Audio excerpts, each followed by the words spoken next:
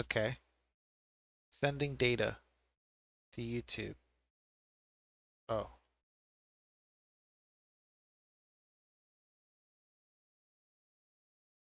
streaming. Okay. So what happened to this? I remember this from last time with Restream. You schedule the event, but then you just take the stream key anyway and you connect the account, and it doesn't matter the scheduled event. So hello YouTube, I'm Sammy the Snake. We are testing out restreaming today through Restream.io. I don't plan to continue. You could always see my Twitch content here on YouTube though after I stream it on Twitch. The reason why I'm restreaming tonight is because the VODs have not been uploading correctly, and we are live on YouTube. So we are testing the stream and the usual ability for Twitch to save every moment onto their website after I click stop streaming. And that hasn't happened in the last two streams. I've contacted support. And so this current streaming on YouTube will allow me to retain the stream backup, as it were, through YouTube as a safety measure. If it if it indeed happens again on Twitch, maybe they've already fixed it for me. But this will be another test of that tonight. I don't plan to do much. We'll play some DVD videos and we'll have a blast. Okay. I learned this from watching you guys. I am not a VTuber. I am a PNG tuber. That was clarified for me along the way. And I do appreciate you guys. Earlier, I had a follow, um, actually yesterday, early on in the stream. So thanks, John Watson H. Thanks for your follow. So everything looks good on YouTube. Here is the link that you can uh, find Sammy Snake on YouTube, and that'll clearly display the live stream on this site, on the main YouTube channel. So there you go. Restreaming currently on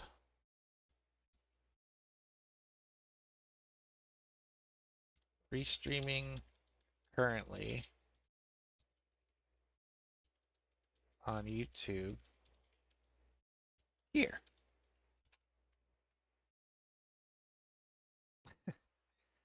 All right, so now let's look at this because that still says unstable.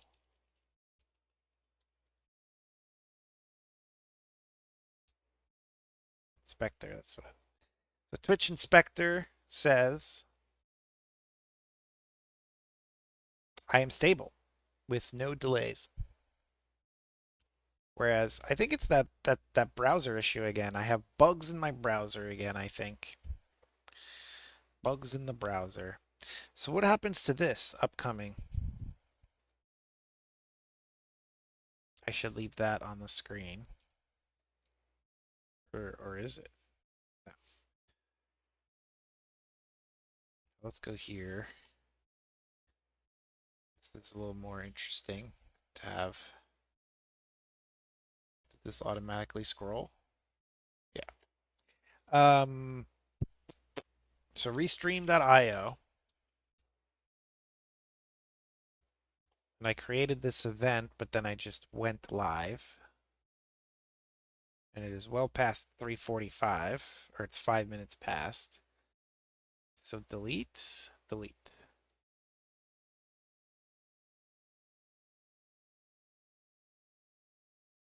Okay. Here's this stream. Analytics. You can view it. Add channel settings. Backup stream. For important events, you can add a backup stream. If your main stream fails, Restream will automatically swap it with a backup.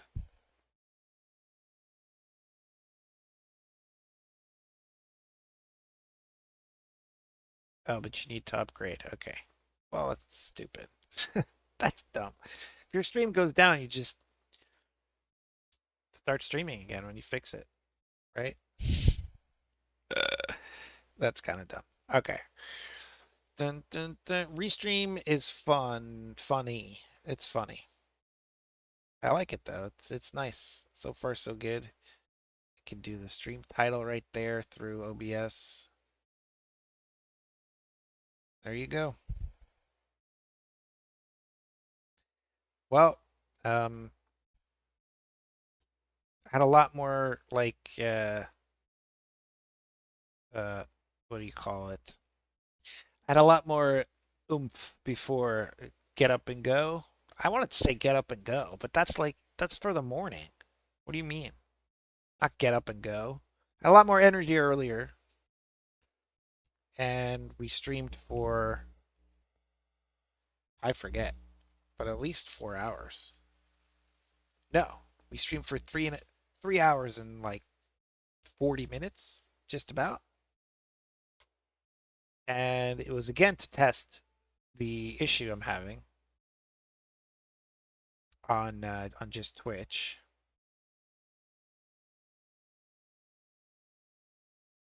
Just stand by one moment. Yeah, that was okay.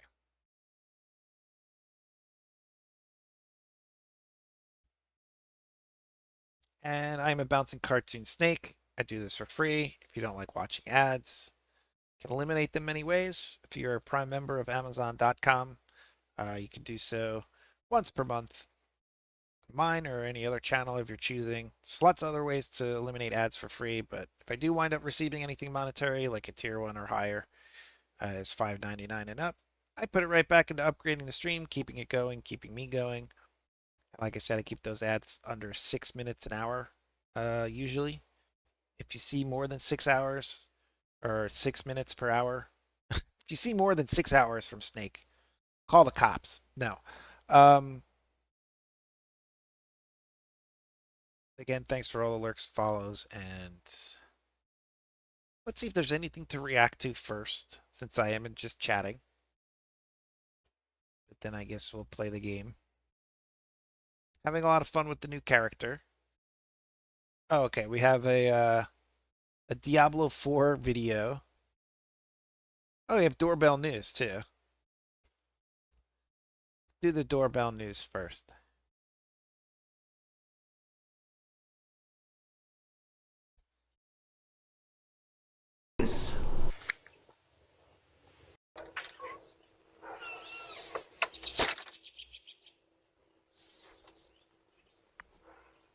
You are now watching Doorbell News. Woodbridge, New Jersey. So this woman comes by looking for her husband. Hello? Hello? Can you open the door and have your mother come out? And have my husband come out too? That's not even my truck. Let me tell you, have my husband come out of the house. That's not even my truck, man.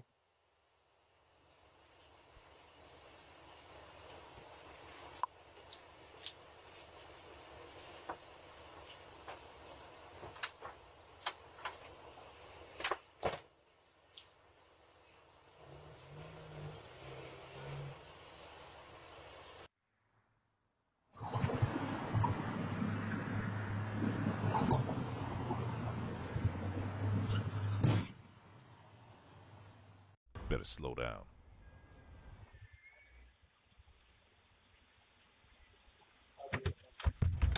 Oh, I'm sorry. So this guy opens the door and tries to walk right inside of somebody's house.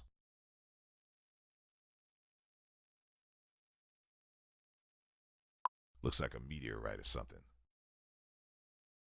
Akron, Ohio. Ring doorbell captures a home invasion in the process of happening.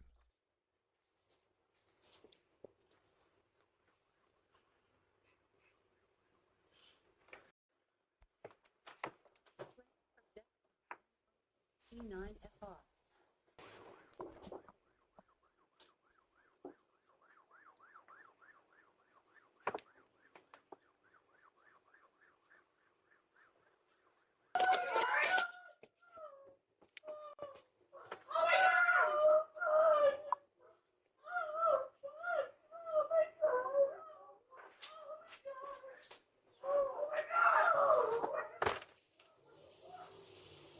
Let's hope those guys are apprehended. Largo, Florida. Tornado winds are seen when all of a sudden,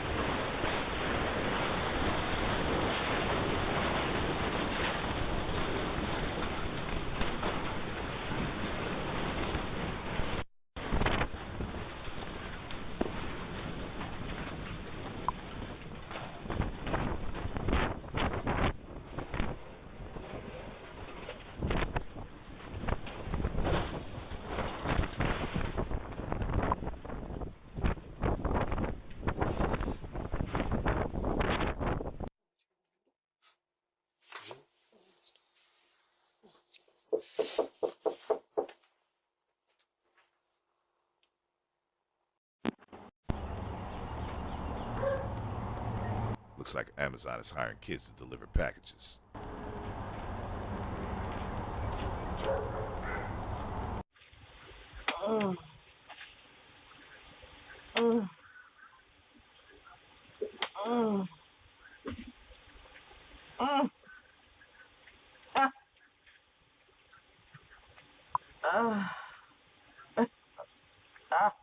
She has some explaining to do.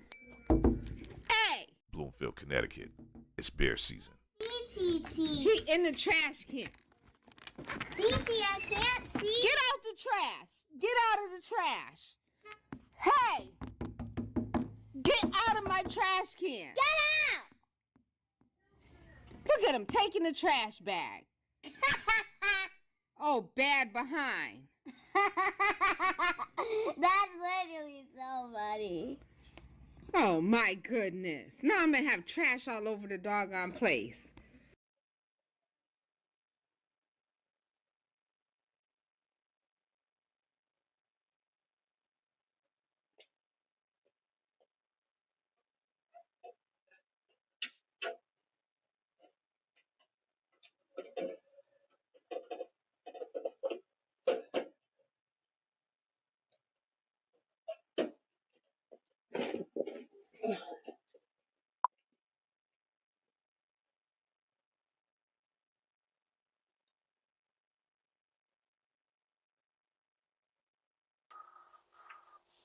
Hello? Hello? Do you mind opening up? Hi, how are you? No, I'm Security cooking. here. I'm cooking. What's the Really? matter? I'm cooking. What's the matter? You just come to the door and have a chat? Oh, no, we won't have a chat. Is there any problem? Yeah, we just got a call to check on whoever's making noise in this house here. What you mean noise? There is no noise. I'm cooking the dinner. Okay, do you mind just having a chat with us at the door? No, thank you. We finished. Please do not harass me. You're Why? Meanwhile in Hartford, Get off my porch. Okay. get lost! I don't know where you're talking from. Get off my porch. All right, boo. I'm calling the cops right now. You better return exactly what you have because I'm coming.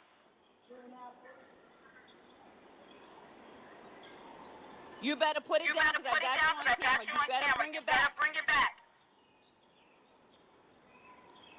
They just stole my son package.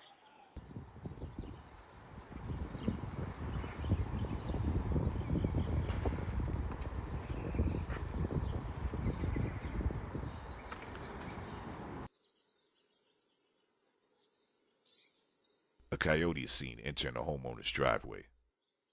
The coyote decides to jump over the wall and grab one of the homeowner's small dogs.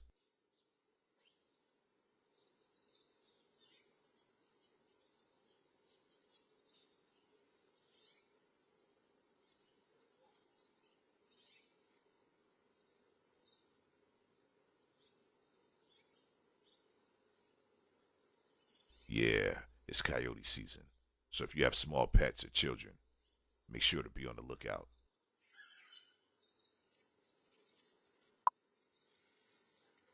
The coyote runs off with the dog, but somehow the dog manages to escape the coyote and return home. Redlands, California. These homeowners are getting tired of these porch pirates.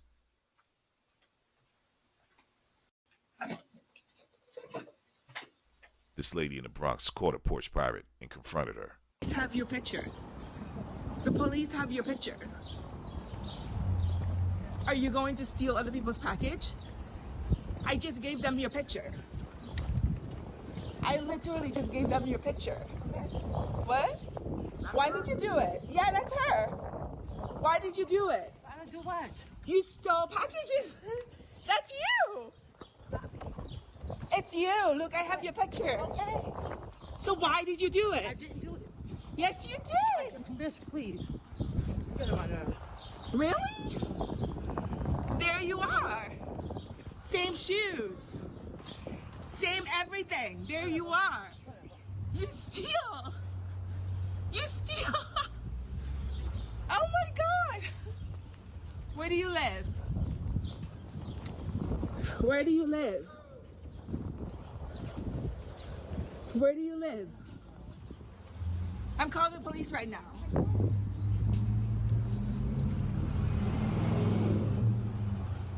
I'm calling them right now.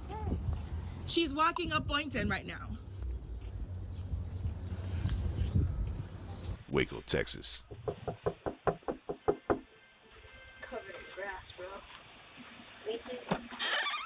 You all done? Yep. All right, let me get your money. All right. Okay, thank you. Thank you. Teamwork makes the dream work.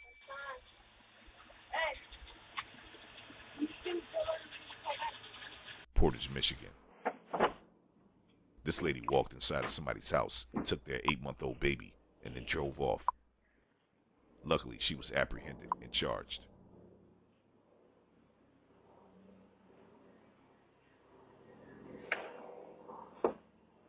Meanwhile, in West Hartford, Connecticut, that's a big one.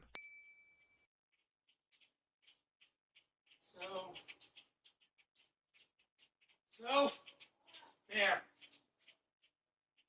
Should I just leave it? I would press it one more time, and then if he doesn't answer, then we'll just leave it.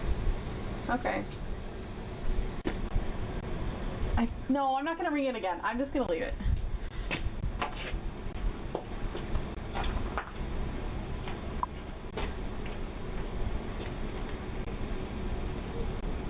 El Cajon, California.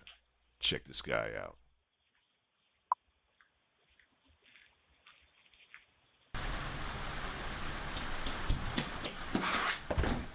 Slow down.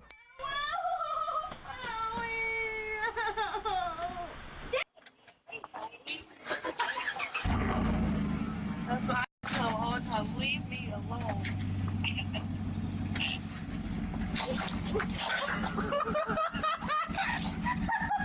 Chloe, are you okay?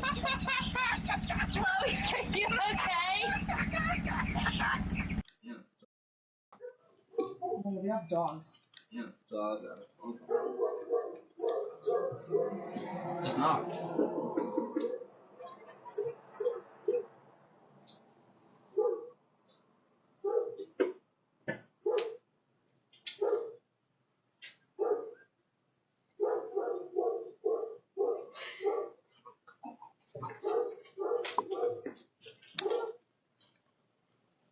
A homeowner catches a bear in the backyard, when all of a sudden, the bear is seen dragging a deer that it obviously caught.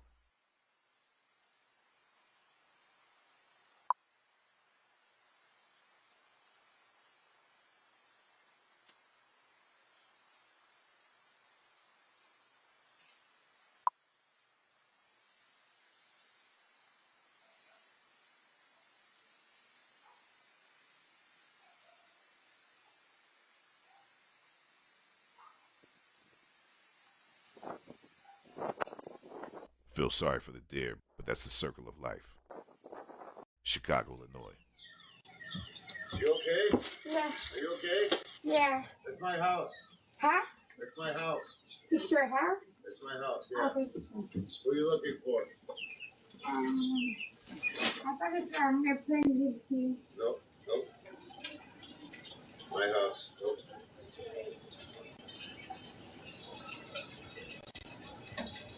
Sorry. Okay.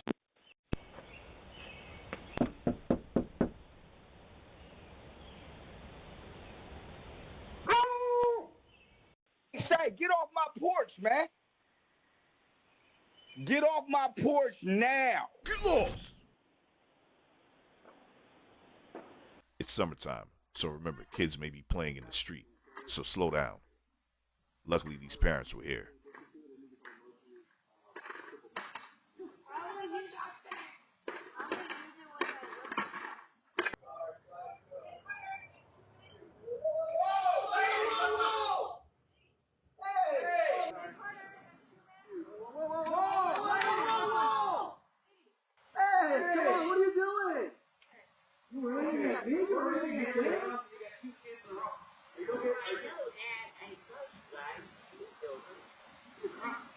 I got you on camera. It's just you brought it on this side of the street.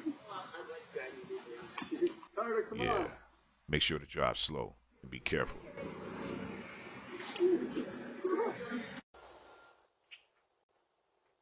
Make sure you thumbs up this video and make sure you subscribe to the channel if you haven't already. New episode coming. And check out our new reaction videos.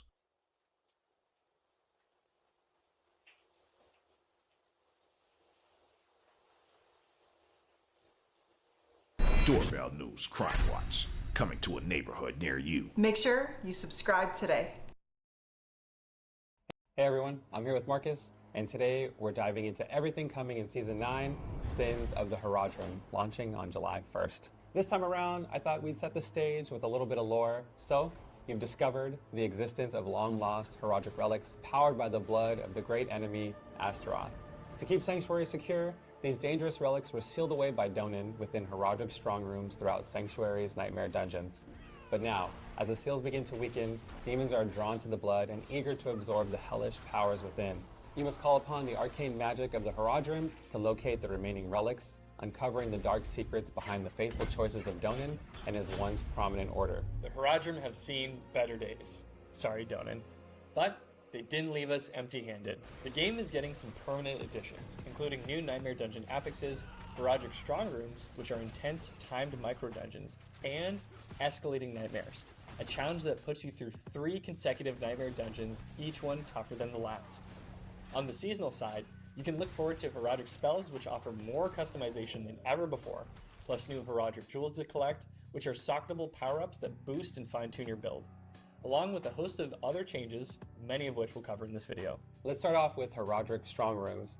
These are fast-paced, timed micro-dungeons where you'll race against the clock to slay enemies to build up your Herodic attunement as fast as possible. It's basically your score. The higher your score, the better your rewards. I'm happy to report that Herodic Strong Rooms are here to stay, and you can expect to see them in both Seasonal and Eternal Realms. Strong Rooms are located within Nightmare Dungeons and Escalating Nightmares. The higher the difficulty tier, the better your odds of finding them. Also, you want to keep a close eye on your sigils this season. If one of them has a Herodic Strong Room affix, it guarantees a spawn. So, while blasting through Nightmare Dungeons and Escalating Nightmares, you'll want to be on the lookout for a hidden gateway. If you find one, step through it, and you'll be teleported straight into a strong room. Go ahead and clear out the monsters in the area. Don't worry, they probably deserve it anyway. And you'll be presented with a choice of Herodic pillars to select. These options influence the run a bit, so choose wisely. The number of available pillars scales with the difficulty. From there, it's go time. Slay as fast as you can to boost your score before the timer runs out. Any deaths will reduce your remaining time. For hardcore players, this will definitely reduce your time by a lot. When the timer runs out, you'll need to defeat the boss to earn the loot cache that scales with both your score and the current torment level. Inside, you'll find legendaries, obdicite, crafting materials, Herodic files. Herodic files are the seasonal currency used to power up and craft your seasonal items and spells. But most importantly, upon completion, you'll get a chance for an escalation sigil which Marcus will cover, but I did want to mention if you go back and complete the original dungeon where you first found the strong room, you'll get a nice buff for doing so. Kinda neat. Escalating Nightmares is an activity that challenges you to complete a series of 3 consecutive dungeons. On Torment difficulties, the monsters become stronger as you progress throughout. In addition, 2 additional affixes are added to each consecutive dungeon, so by the 3rd dungeon, things may be getting a little bit dicey. Escalation sigils drop from Heroic Strong Rooms on Torment difficulties and on the seasonal reputation track. We hope this new endgame activity provides an alternative way to farm valuable resources like Obdicite, boss materials, and even gives you the chance to take on a different boss. Also exclusive to Torment difficulties is that if you finish all 3 dungeons, you will stand face to face with Exalted Astaroth. This boss fight features a unique duo mechanic that will leave for you to discover. But hey, if you manage to take him down, you'll be rewarded handsomely with multiple greater affix items, abstruse sigils, crafting materials, and of course, the glory that comes with conquering a true nightmare. His blood's gonna make some sick loot this season. Yep, we're not sorry, Puppy Dad, but we are sorry, Amalgama. We never meant to hurt you. This is also a great time to talk about the new affixes you can find in Escalating Nightmares and Nightmare Dungeons. These add extra variety and rewards to your runs. For example, Heroic Reserves, despite it sounding like some delicious handcrafted cheese, actually spawns additional loot chests packed with extra rewards. There's another affix that brings in more shrines, and Treasure Breach gives you a shot at encountering treasure goblins, which are always a good time. But my personal favorite has to be Forgotten Wisdom, which gives enemies a chance to drop experience orbs on kill. You can level very fast with this affix, so keep an eye out for them. Alright, let's dive into Heroic Spells, a customization system that lets you control how a seasonal power is triggered, how the spell targets enemies, what elemental damage it deals, and what additional modifiers are layered on top of that. To get started, open up your inventory and navigate to the Seasonal tab. You'll probably notice right away that it mirrors your skill bar. Begin by selecting one of the 5 base powers called Catalysts. Let's go with Celestial Surge. Next, choose an Infusion, which completely changes the elemental type of your spell. I'm gonna go with Fire because fire. And finally, you'll add on some Arcana mods to tweak the spell even further. You can use up to 3 different Arcana for your spell, but let's throw on Potent Ally for this one, as it helps me in the pit by breaking down those annoying barriers monsters can have. And just like that, you've crafted a Heroic spell. Now that you get the basics, let's go over the different catalyst options. Aside from Celestial Surge, you've got Disintegrate, which forms an arcane tether between you and your target to deal constant damage. Then there's Astral Pillar, which summons a column of energy that taunts enemies and dishes out some nice AoE damage. The Propulsion Catalyst blasts enemies with mana, knocks them back, and finally, Anomaly spawns up to 5 floating pets that deal damage. My favorite part is that you can actually command them to explode on the target for a nice big boom. Infusions, as Ruben mentioned, alter the elemental type of your Heroic spell. There are 5 types: Fire, Shadow, Cold, Poison, and Lightning. Each offer unique bonuses depending on the infusion you choose. For example, the Fire infusion disables the enemy affix Chilling Wind, providing a tactical edge in combat. Arcana is another customizable layer, with 20 different options to choose from. Each Arcana provides a distinct effect, such as applying vulnerable to enemies, increasing movement speed, enhancing various Heroic spells, or even teleporting your character. Pretty wicked. Catalysts, infusions, and Arcana can all be leveled up and enhanced using the seasonal currency called Heroic Files. Once you reach Torment 1 difficulty, you'll begin to see Heroic Tomes as rewards for completing strong rooms. These consumable items allow you to craft Heroic Jewels at the Heroic Lapidary in Karagar. Just follow the seasonal questline and you'll be guided right to them. Crafting a Heroic Jewel requires the seasonal currency we mentioned earlier and gem fragments. Once crafted, these jewels can be socketed into your jewelry slots. Heroic Jewels are powerful. They come standard with base all resistance, armor stats, and each one has a unique affix to build with. The goal is to let you experiment with different jewels and find the ones that best fit your build or playstyle. One of my favorites is the Idol from Below. Equipping this jewel gives you a chance to spawn more monster density, but at the same time, you're literally being hunted. Definitely my kind of mechanic. These jewels can also provide bonuses to Arcana, movement speed, critical chance, catalyst enhancements, and even increase the size of your minions, a favorite among many. In total, there are 15 different Heroic jewels to craft and experiment with, offering a wide range of variety. Running Heroic Strong Rooms and progressing through the seasonal reputation board are excellent ways to gather all the Heroic files and Arcana you'll need. But if you find yourself short on seasonal currency, be sure to check your inventory, as you might have an elixir of files on hand. This handy consumable boosts your seasonal currency gains while defeating enemies in nightmare dungeons and escalating nightmares. In addition to these systems, there are several other quality of life improvements, like ashes for example, which have been rebalanced in terms of when and where they are earned during the seasonal journey. Masterworking costs have also been reduced across the board, and a brand new unique item is being added to the loophole per class. One particularly welcome change is you can now activate a Nightmare Dungeon sigil while already inside another dungeon. No need to leave first anymore. It's a small tweak, but a game changer for those smoother dungeon runs. Oh, and for console players, full mouse and keyboard support will be available when this all launches on July 1st. Well, that's the rundown. If you'd like to dive deeper, check out the official Diablo 4 blog for the full list of spells, jewels, new unique items, and a host of other updates coming to both seasonal and eternal realms. Thanks for the support and feedback across all of our channels. We appreciate you, and we'll see you in Sanctuary.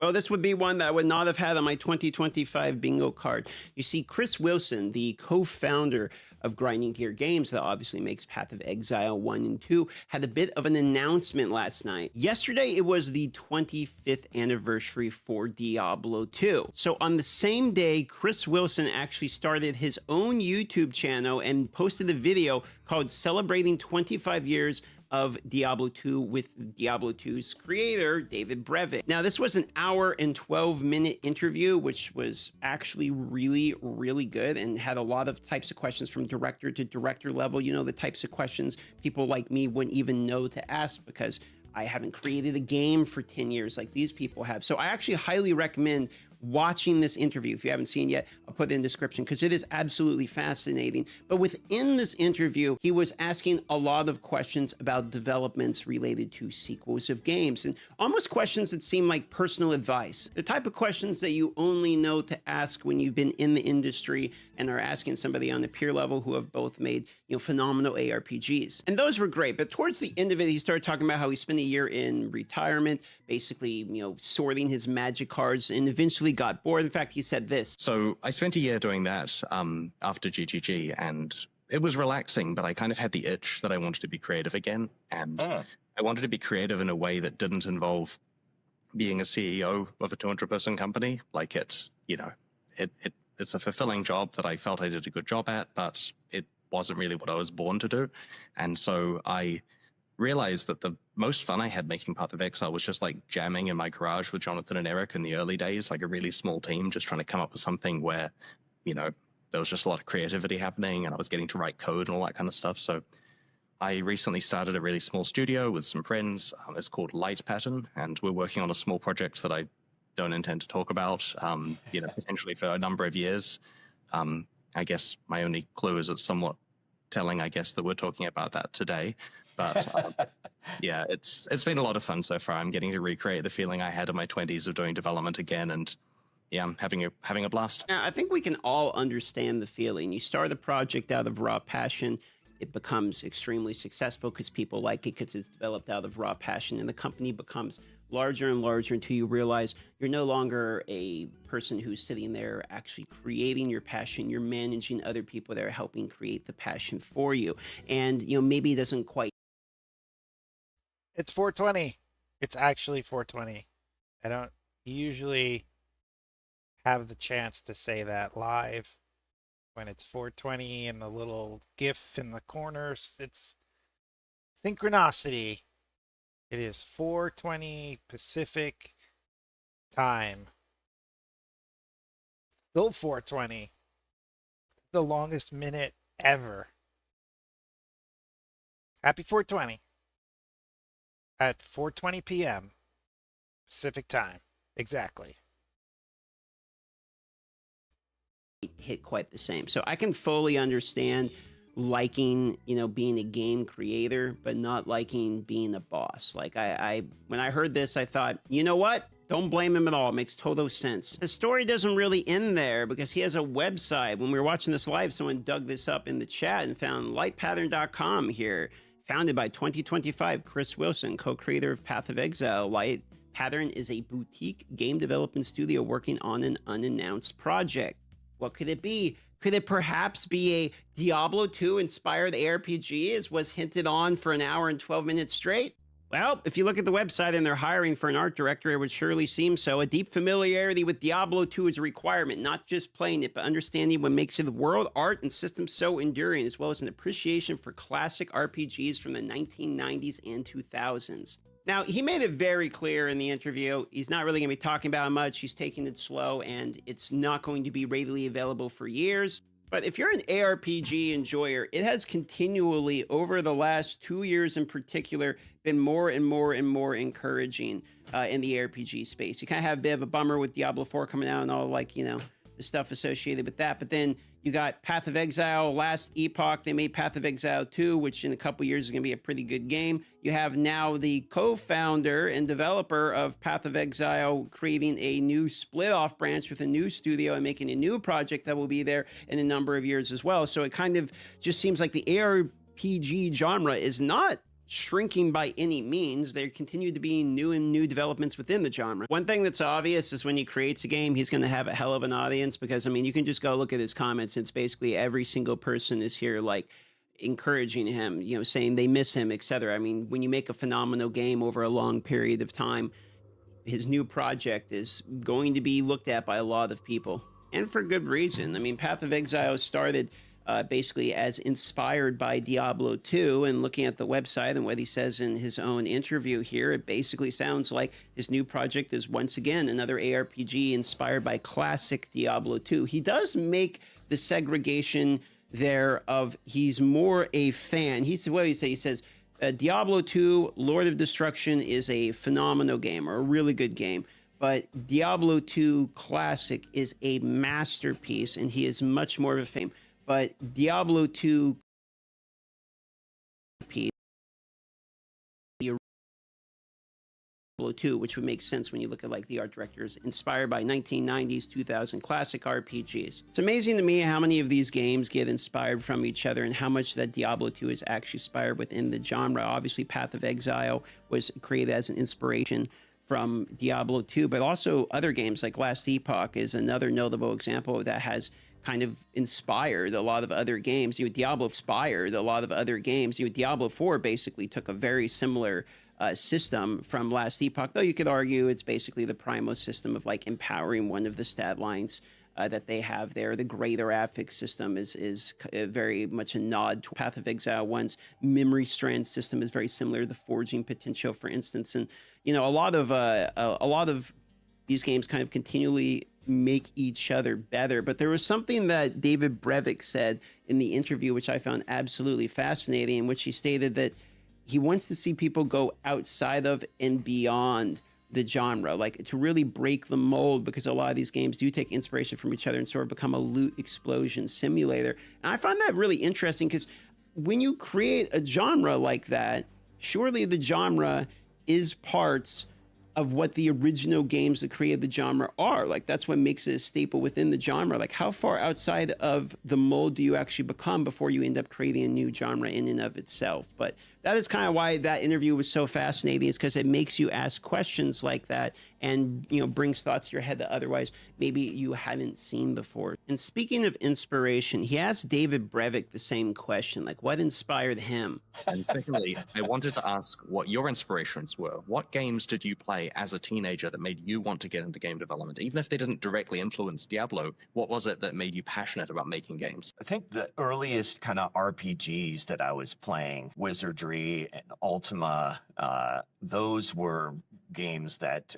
that really inspired me to want to become a game developer. I really loved them. I can remember a long time ago, we were at a grocery store checking out. There was these kind of point of sale little gossip magazines that were there, and I was leafing through it, opened it to this page, and on the page was an article about Richard Garriott, how he had made, I don't remember, there's like $100,000 making Ultima or something like that. And I was like, oh my God, you can do this for a living? You know, it was like it just dawned on me at this point. That was like, oh my, wait, I could make this into a career. The games isn't something I just play and do, or I could actually make money doing this or whatever.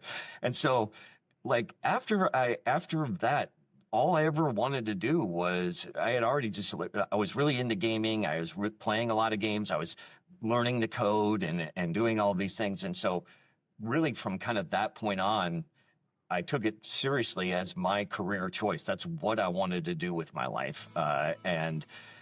So I think that realization that it was a real job for people, even though because it was such a small hobby at the time. There were very few people in the game industry and very few people making games, and very few games existed. So it was just kind of like a really tiny industry at the point. So the idea of actually making money off of these things was, as a career, was like not even, it'd be like, I don't know, today somebody, hey, somehow they figured out a way to make a career out of being a ham radio operator or something, you know, some obscure hobby or whatever. That, you know, it's like, oh, wow, that's incredible. It goes on for a little bit longer than this. This is just a 2-minute section I wanted to highlight. And if you want to watch the rest of the answer, I'd recommend going and watching it, you know, the full interview for 1 hour there on Chris Wilson's channel. But I wanted to kind of highlight this section because it's something that I actually find very relatable as someone who has been in a somewhat similar position where I realized I get to do what I do for a job, but also I love doing it. I'm going to play video games literally anyway. And I've watched, you know, multiple friends, other content creators, etc., you know, follow their passions, even family members follow their passions and be able to, you know, find like a completion of life through doing that as well. Kind of a sappy ending here of the video, but that is something I want to leave you with. Because this whole video seems to, the theme of it seems to be inspiration. From one thing comes another. So maybe that means something to you, but it did to me anyway. Great interview, highly recommend it, and did not see Chris Wilson making a new video game studio, another game inspired off Diablo 2 on my 2025 bingo card.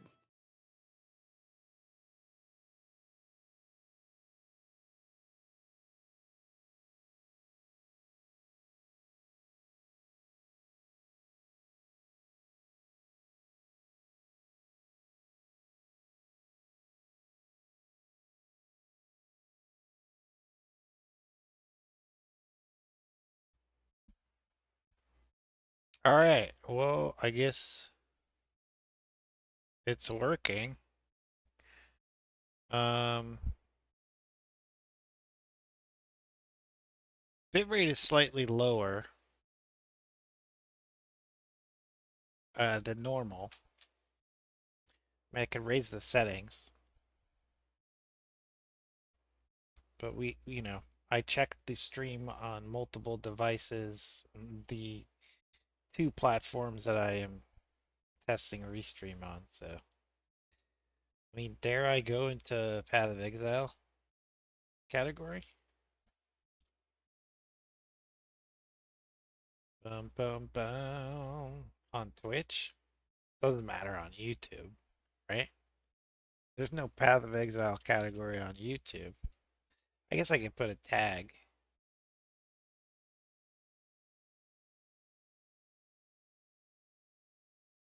And then we do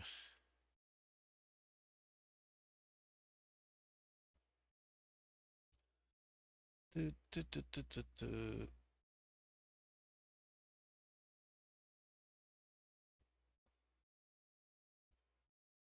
Do.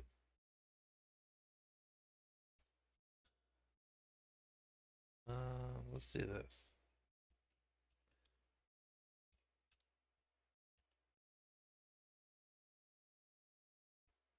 Oh, actually, yeah. So I'm not gonna put anything there. Yeah, I'll just put this. Trying out ruthless character and other new builds. Dot dot dot. And can I do this? Yeah. And that.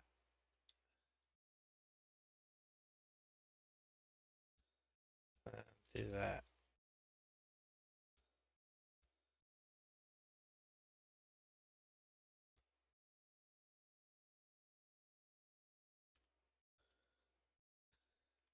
And then grabtap.com, guys. Check out grabtap.com if you love mobile gaming. If you're in the Twitch chat, exclamation point grab. If you're in the YouTube chat and hearing this, grabtap.com. Just go onto that site and log in with your Twitch account. And while you're at it, you can come to the Twitch channel and get the link to link Slippery Sam Butters. And that way you can start earning rewards to exchange for gift cards and stuff like that from playing your favorite mobile titles. Isn't that awesome? Again, I am a cartoon snake. I'm going to attempt some gaming. So buckle your seatbelts.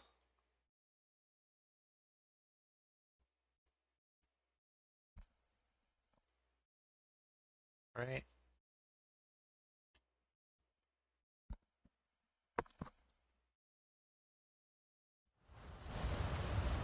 There's the game sound.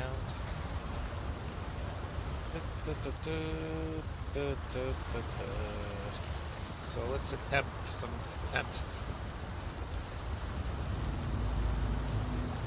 Man, was I sucking hard at this earlier. I couldn't believe that rare. That first rare. And I was like, stop, you can't do anything. There's nothing you can do. What other map could I have gone to get more gear and items? So, if anything, Ruthless is the most ruthless in this period of time. When you're still... Especially, I'm very new to Scion.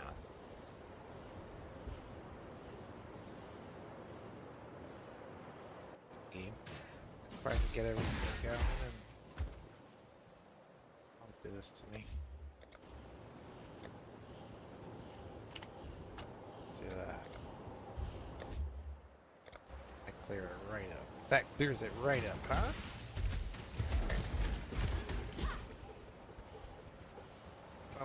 Guys, a 3-minute ad break is about to start in under a minute. Keep in mind you can turn those off in any way you choose. And there's lots of ways you can support Snake. We go by many names on the internet. Feel free to research and support all those aliases and AKAs. I feel like I have a different voice, like when I'm talking to YouTube. I feel like I have a different cadence. It's strange. Like I almost have to like fit and talk in a different like way. Does that make sense?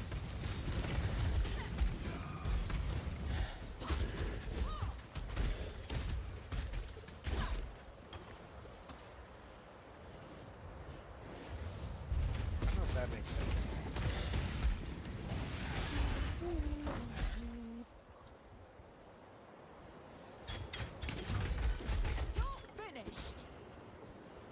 So, the only one limitation I have at the moment is that I do not see... No, I do. Oh no, we almost died. But now I see chat. Can I pop this out, dude? Pop out chat. Oh shit.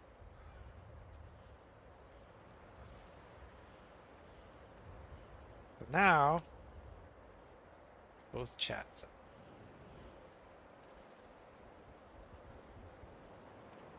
So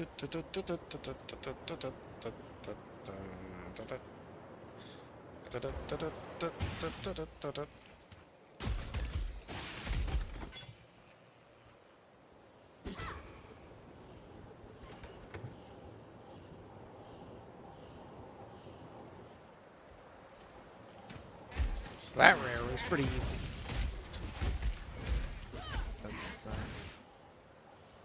Figured out a few items.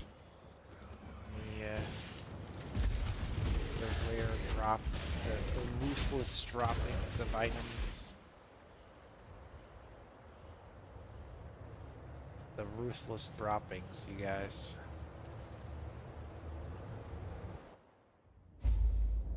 Still say unstable. From Oriath to Axiom. Yeah. One prison to another. Weird. It is lower than normal, but on Twitch Inspector it doesn't say that it's bad. It comes up every few weeks. People go through this like internet cleansing period or something.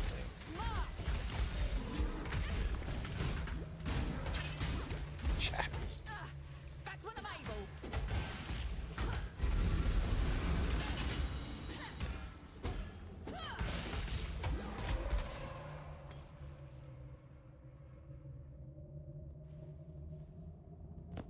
Dang, she got fucked up? Damn.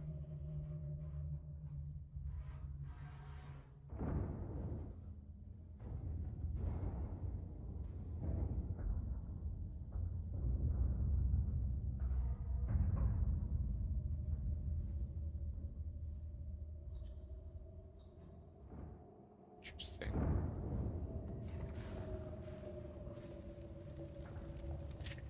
Interesting stuff, I must say.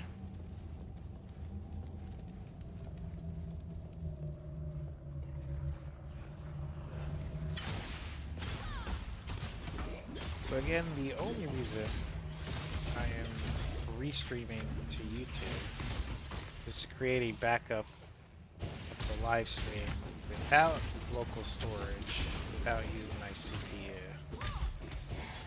That's the next thing that I'm going to test.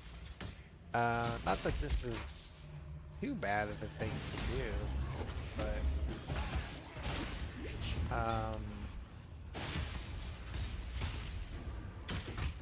I'd rather just stream on Twitch and have the VODs be complete.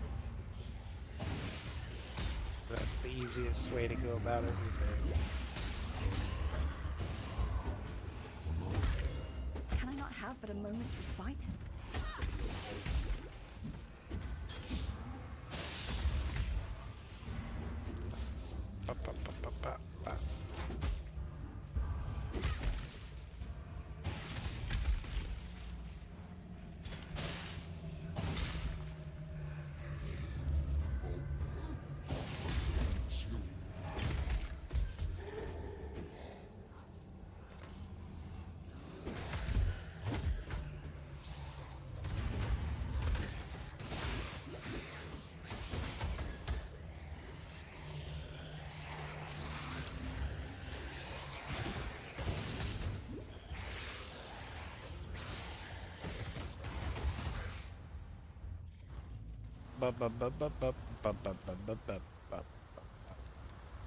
There's a fine line.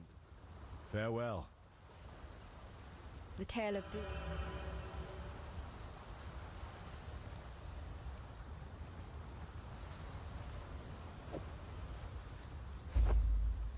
Take care.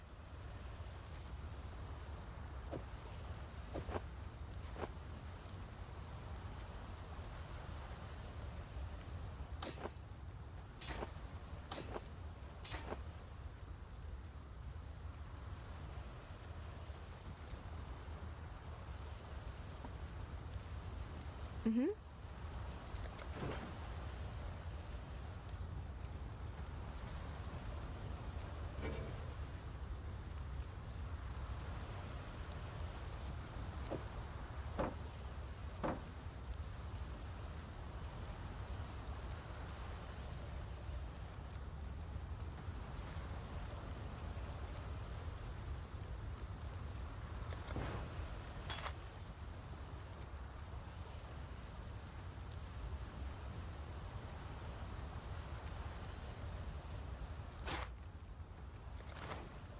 God hasn't abandoned us.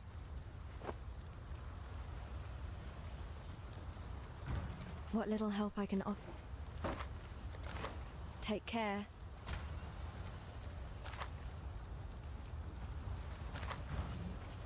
Mm-hmm.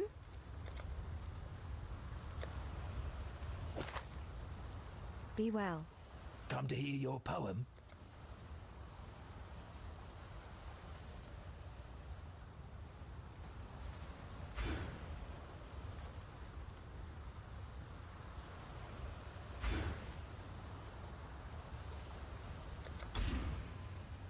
Ba-ba-ba-ba-ba-ba-ba.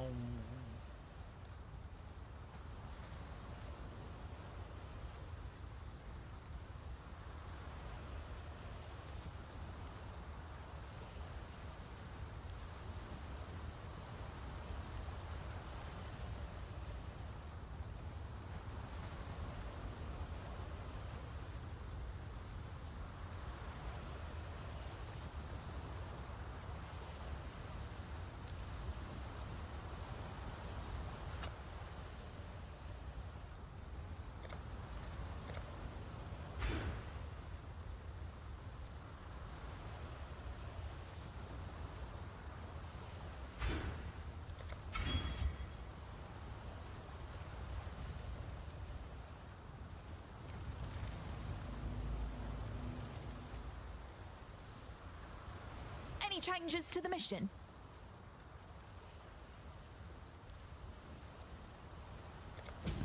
You again.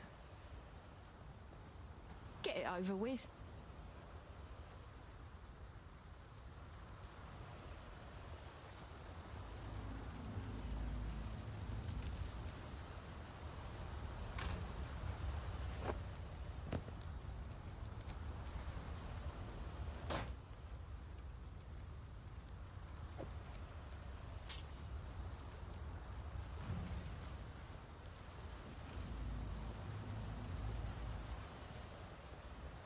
Move it along.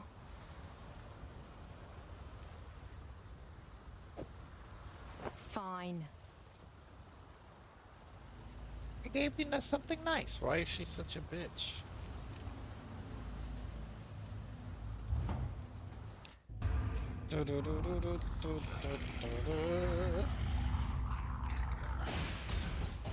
Where is she?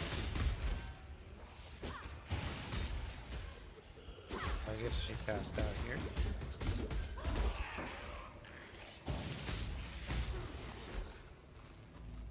Ba-da-da-da-da-da.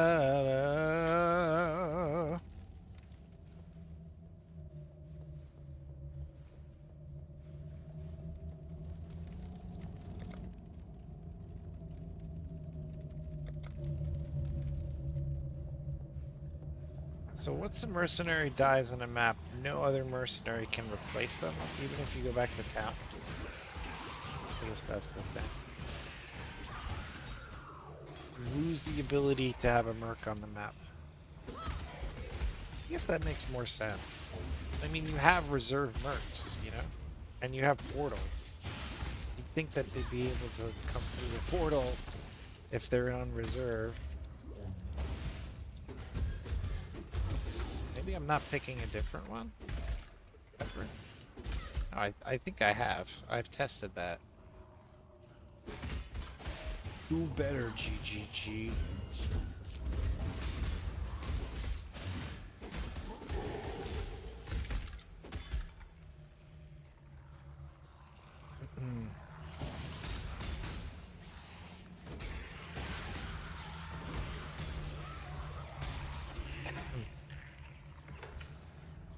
I survived the pits of Trathus. Choose quickly.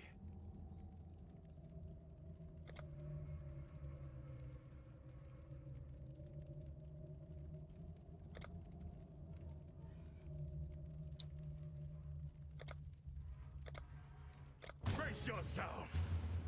I'll tell you apart.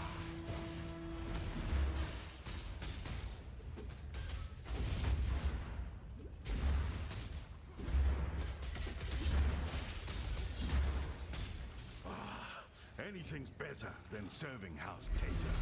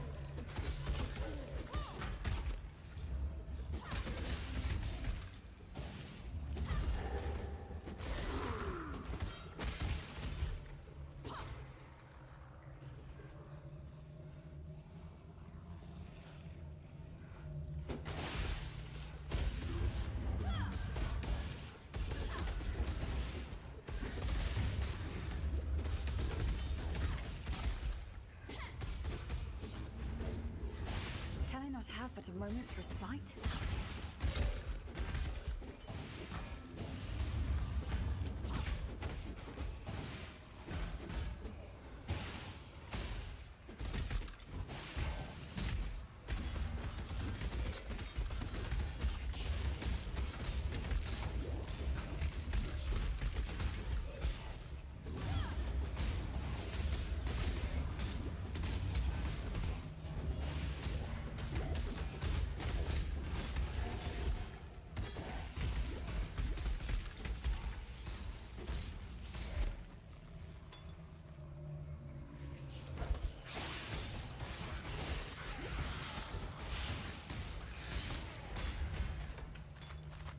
Ooh, a portal scroll. That's rare. It's rare and ruthless so far.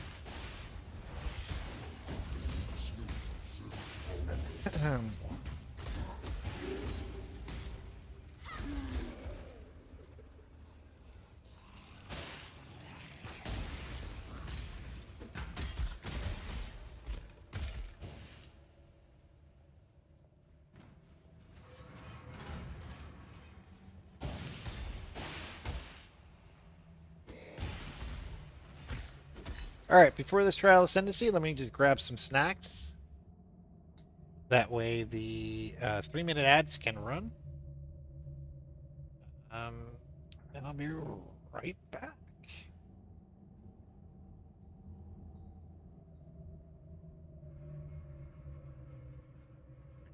Oh, there won't be an ad for a little bit, actually. So enjoy some lo-fi. See, I am talking different because it's YouTube. I'm telling you, it's like I'm behaving differently. I don't know.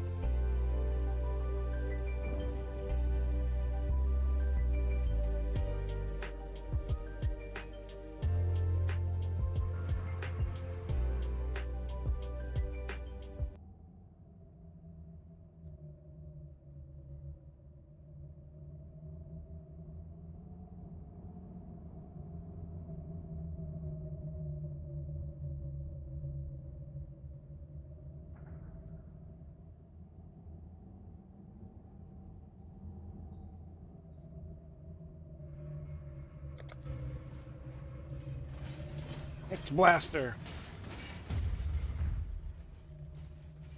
Are we doing the X-Blaster?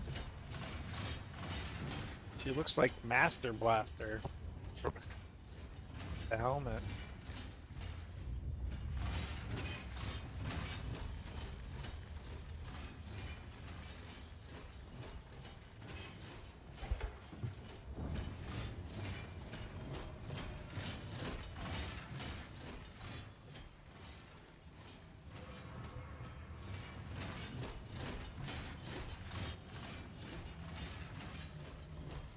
That's from Road Warrior.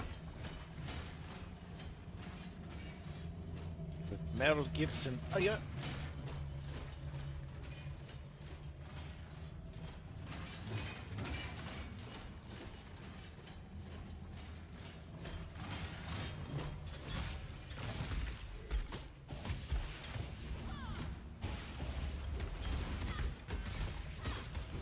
Return to Thunderdome!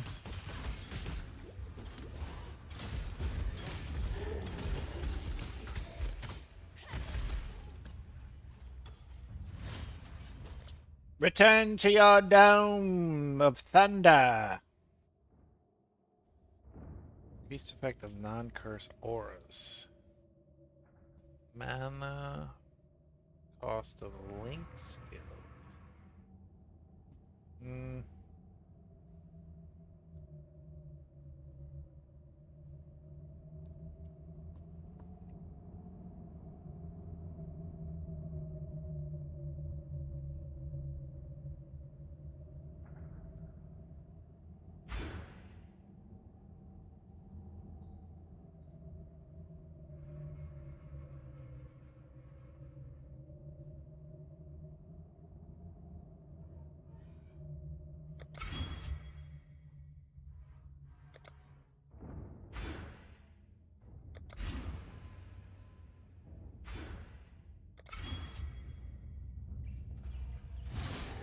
Oh yeah.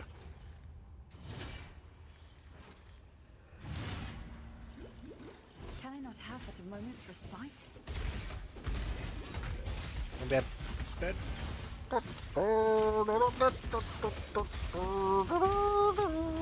Arrow keys. I like that name. Probably dead here. I'd say. Oh yeah.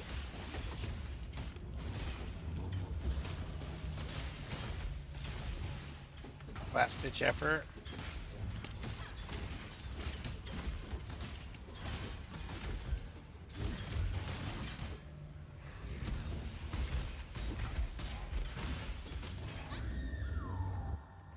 Ba ba ba ba ba ba. It's ruthless.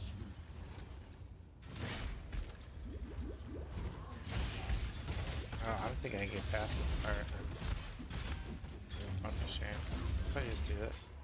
Belief is the strongest metal of them all. Meanwhile, this build sucks without a merc.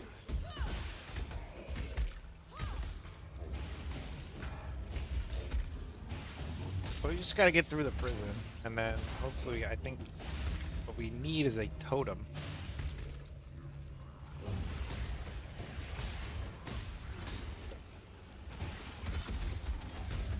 Skill gems have been dropping ruthlessly. That's for sure. Spectral throw shit.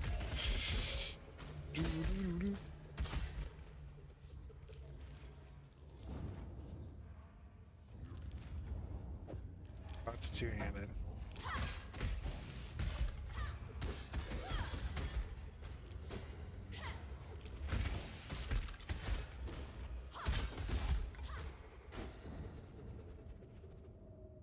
This is actually better, huh? More damage. It's probably faster, see? Sweet. Oh, so much. We're having so much fun restreaming on YouTube because our VODs haven't been publishing. Hey, all right. Let's see how fast we can get through it now. Draw your last breath.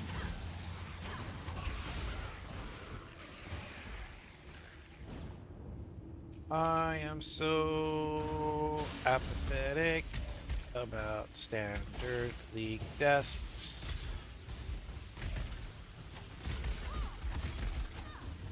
I was saying try to avoid it. That was a specific situation with the ascendancy. I tried once to clear the space, and then I said, okay, skipperooskies. What are you, this guy?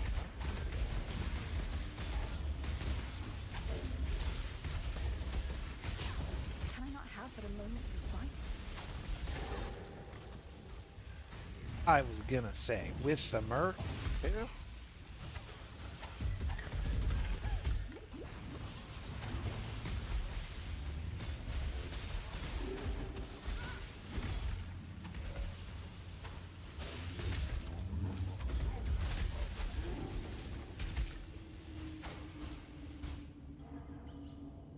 Much better.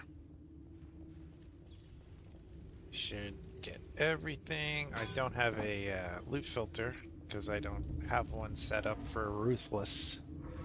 So I'm going off of the default drops. I'm basically picking up everything because the drops of the items are so ruthless.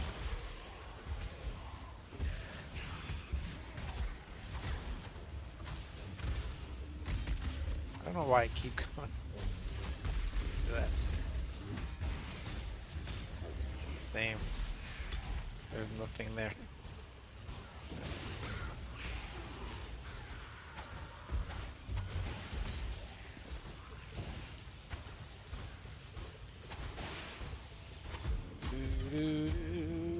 What's up, chat? Happy Monday.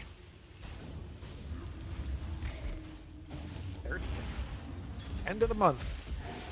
You excited? Get to pay your bills tomorrow. I know everybody loves that.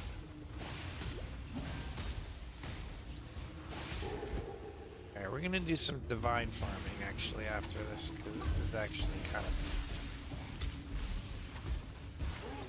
I thought Ruthless would be way more fun. I didn't expect anything in this game to be fun at the start anymore.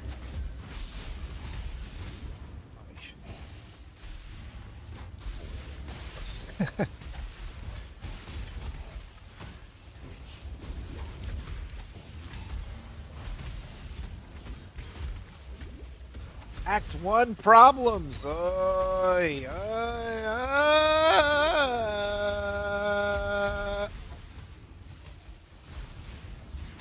This game may break me as a person.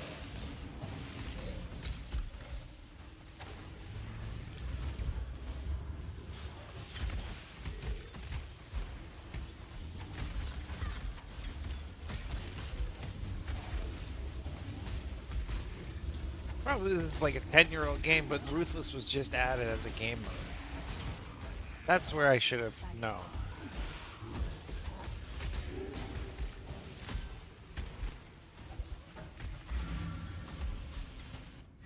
Bum, bup, bup, bup, bup, bup, bup.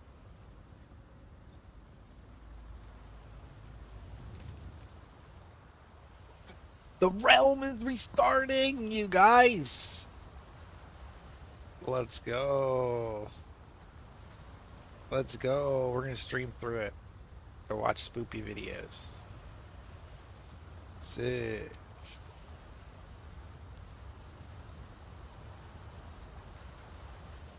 I don't have any...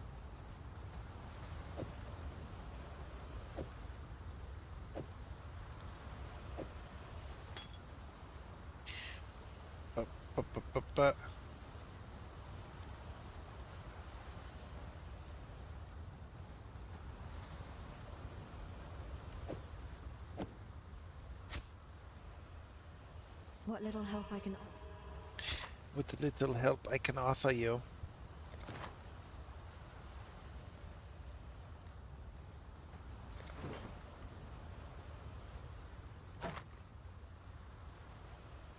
keep that though.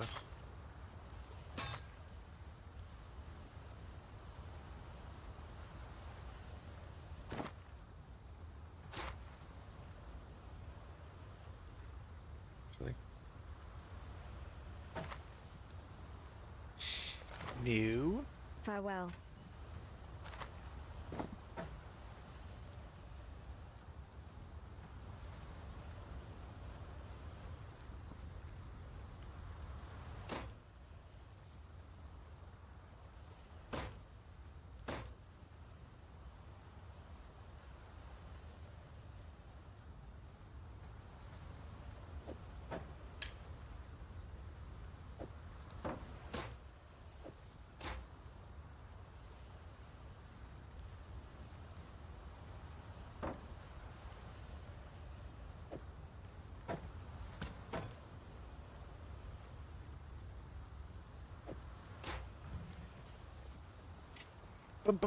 Let's get smart about this.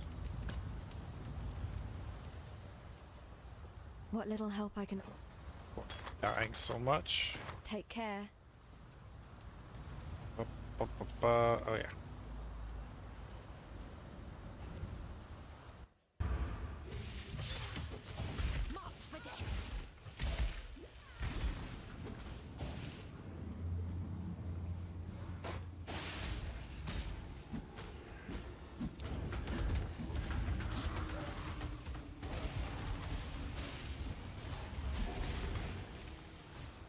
I'm extra the militia.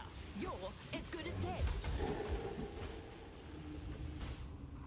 Make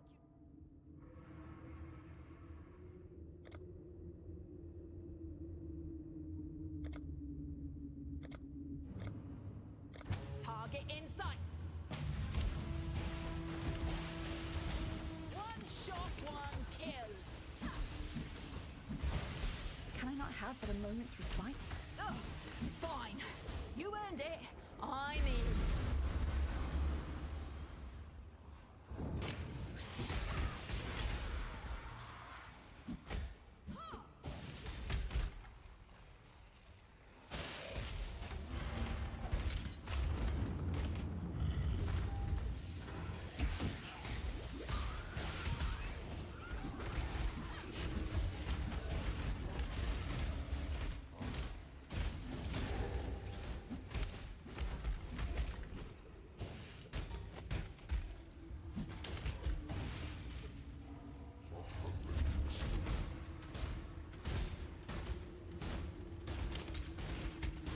Did I already open that?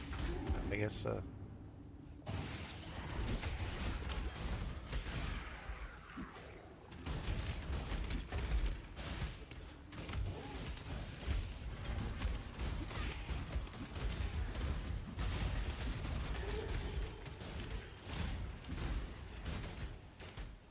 where'd that go? I put it on.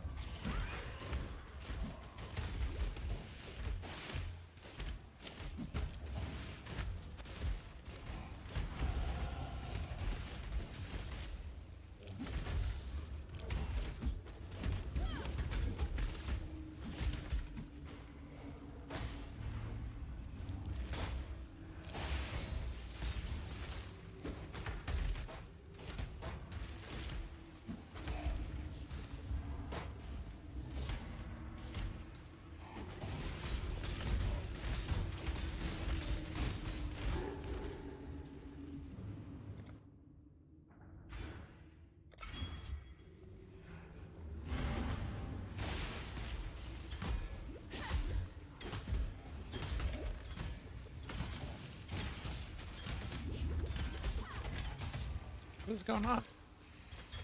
Bitch, get over here.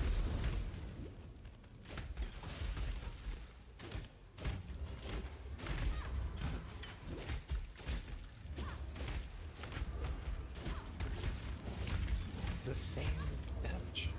Why am I'm not even blocking? Ruthless.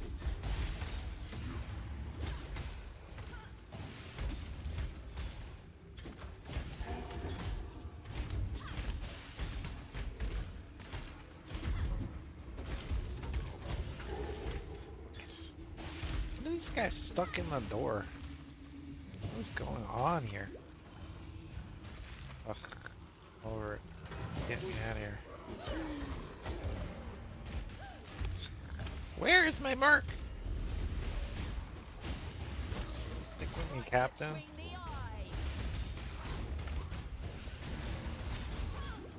Can I not have but a moment's respite? Oh, I'm dead. Close. It's one of these fast looking prayers. Heal him for me! Let's see if he gets frozen. No.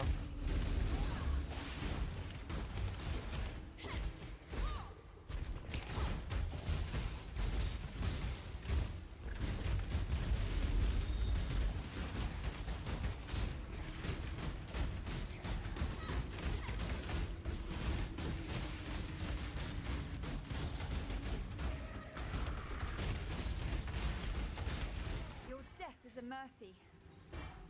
True.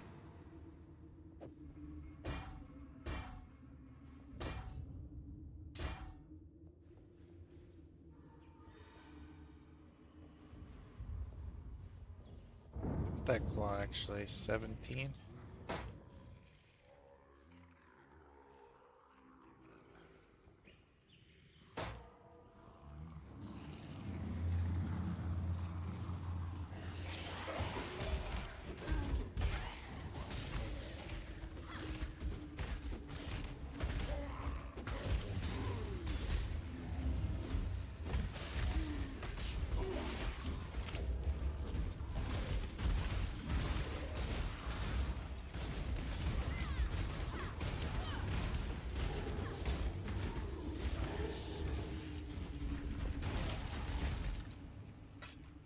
Sweet. Well played.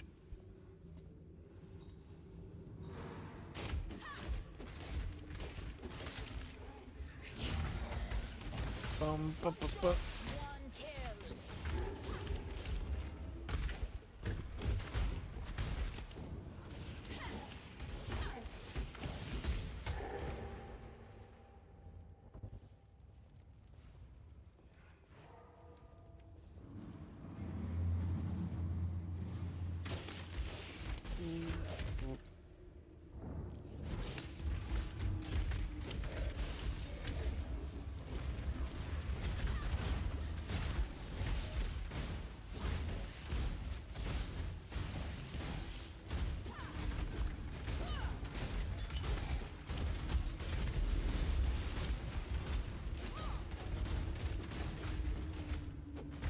Is that hers?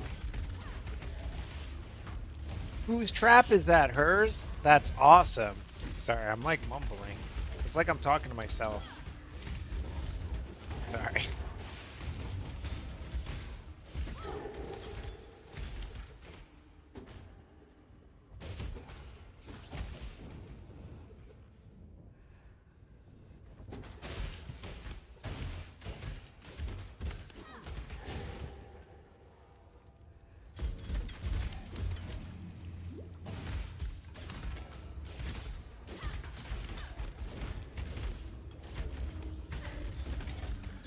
Can I not have but a moment's respite?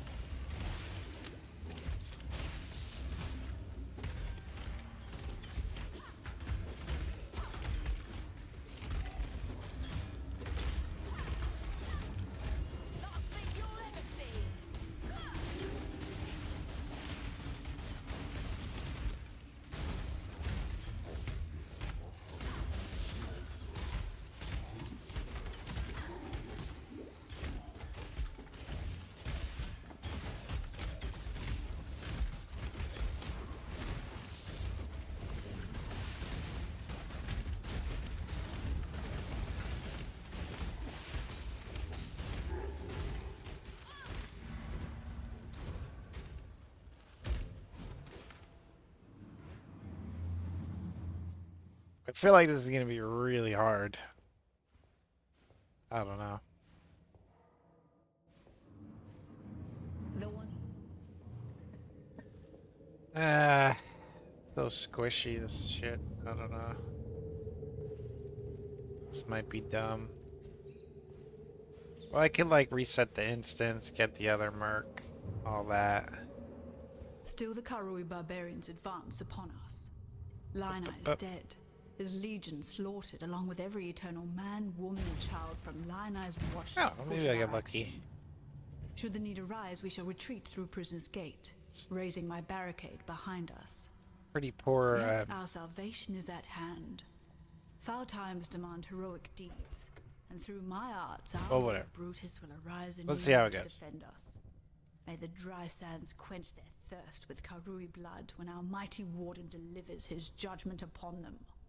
Your crime is trespass. Your sentence is death.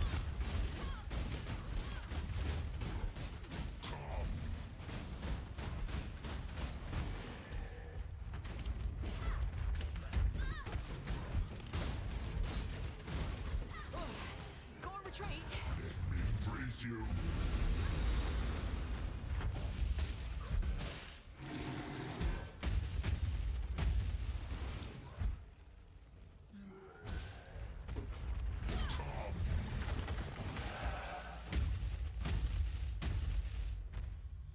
Okay.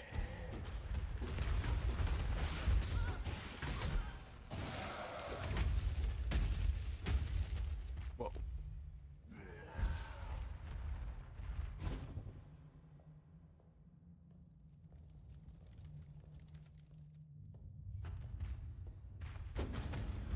Let me embrace you.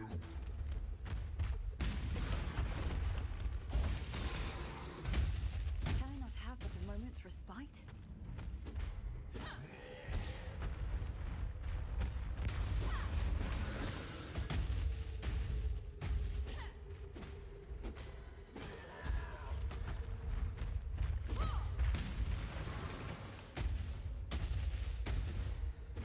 me embrace you.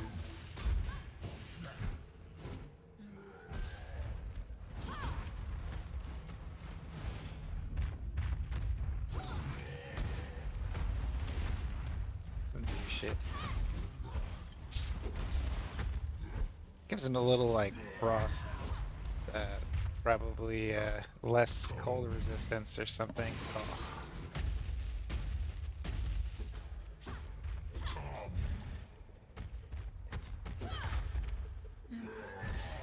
Those miss a lot. He's missing, but I'm missing a lot.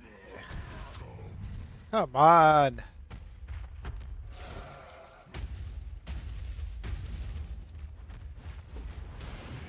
Does that not hit through the door either? Oh, I'm dead.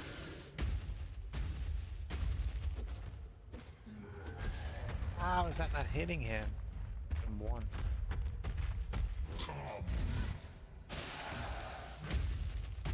Actually, when he does that, I want to damaging him more.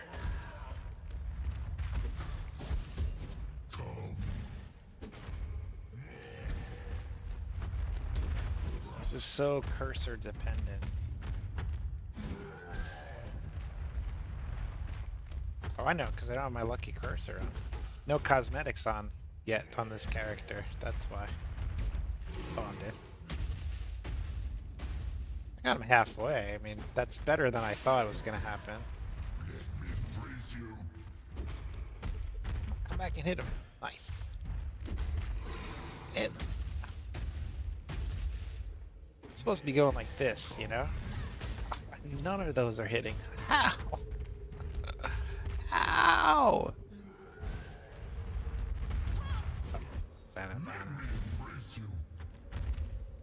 Oh, this is so dumb, you guys.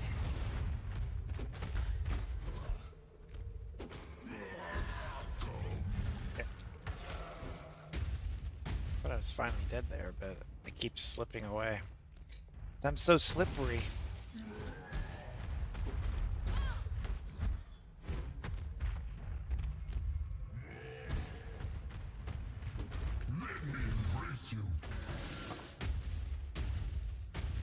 Could double the damage like that. Nice. Nice! This is going to be down to the wire. Can I not have but a moment's respite? Oh, he keeps pausing right before.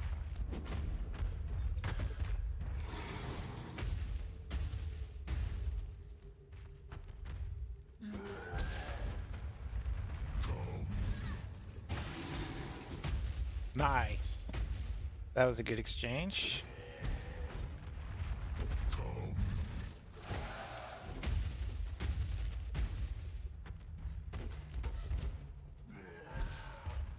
I think at one point he's like shielded from it. That not hit.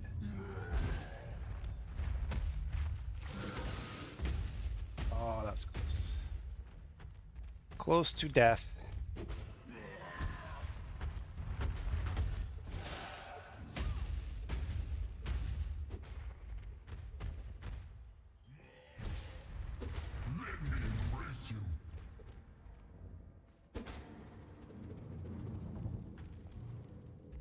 What's he doing?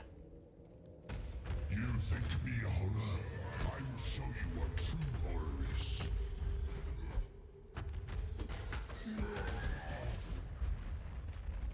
Come.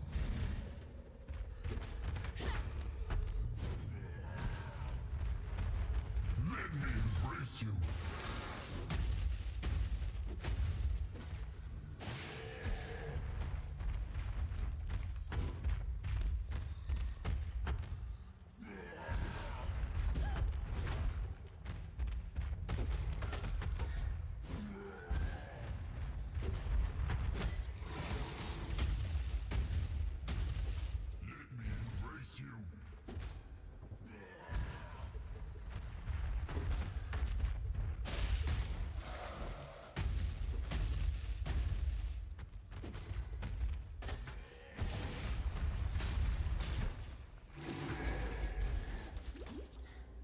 You remind me of my ex-husband. Pretty slow, but you know, it is what it is with this. Cyan, I picked the wrong skill gem so far as the rewards. Dear Chevron, you have It's certainly been had your work cut out for you. ruthless. It's been ruthless. I was lucky to get away with that without dying.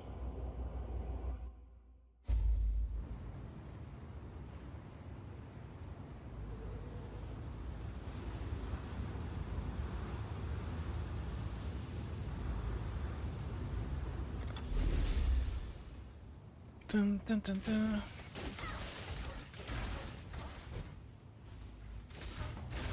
All right, let's see what this. Let's see what this yields. For some, death is welcomed with open arms. Be well.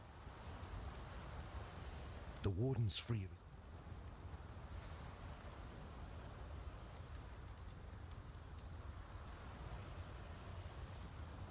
I think we do Vita. Do Vita on that. Strength. Okay.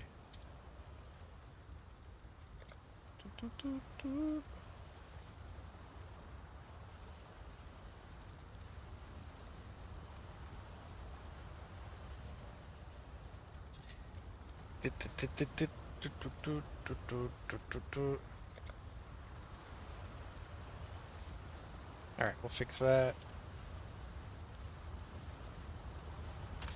So 35 minutes till the restart. And I'll play some spoopy videos for now. We'll be back later.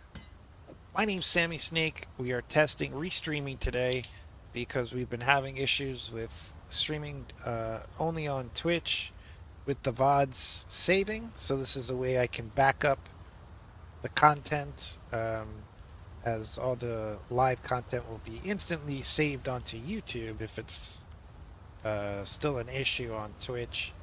My name's Sammy the Snake. All my socials are listed in the upper left hand corner next to their appropriate corporate media social branded icons. There are other socials you can follow in the about section of the Twitch page that you're watching, or if you're watching on YouTube. Thanks for liking or subscribing the video you're watching and the channel. And we'll be back in a bit. Yay, gaming.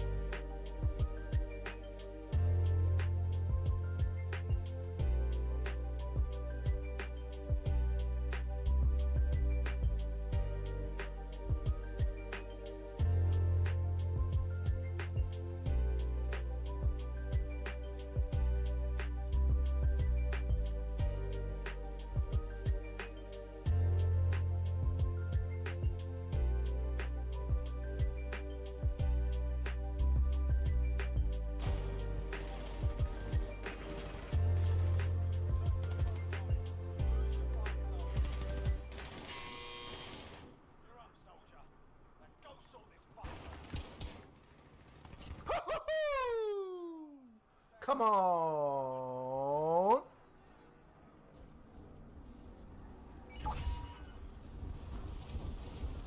Can't hold me.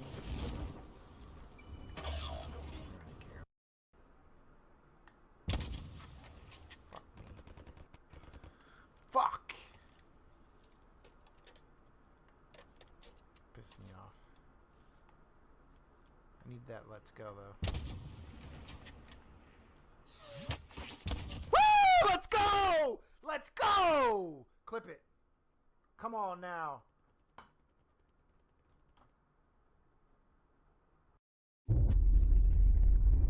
There are too many of them. What are we going to do?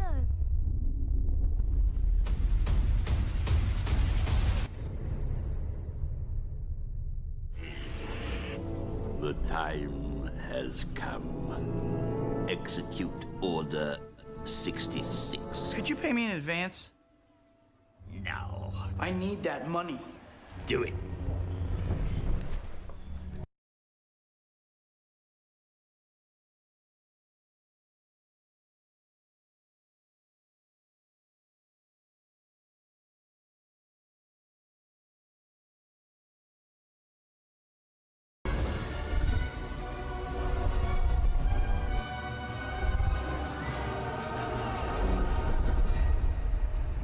I'm gonna put some dirt in your eye.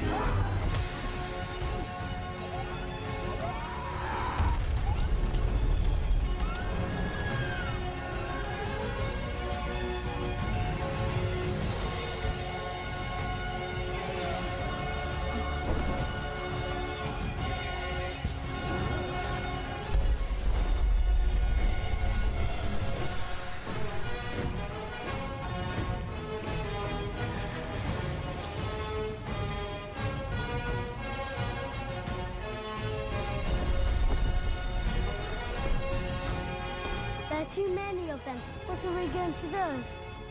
I missed the part where that's my problem.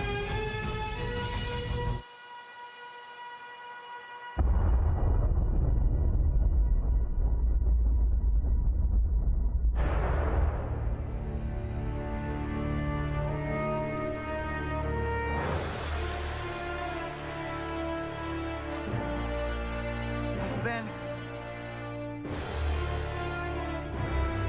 What happened? Killed not by clones. By a lightsaber he was.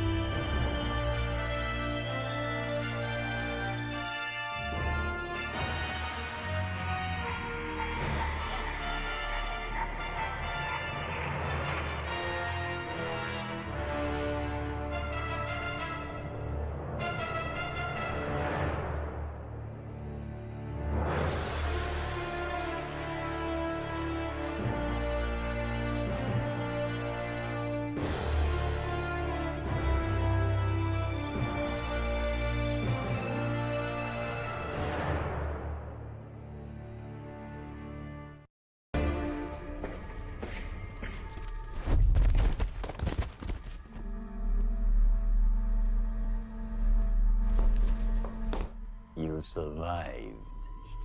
You should have thought of that earlier. Your arrogance blinds you. Now you will experience the full power of the dark side.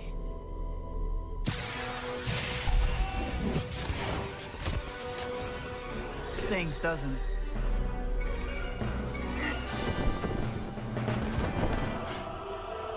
I'm gonna put some dirt in your eye. You will not stop me. Darth Vader will become more powerful than either of us.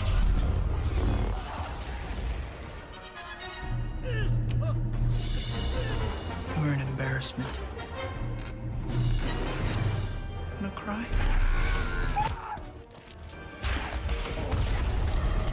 Good riddance.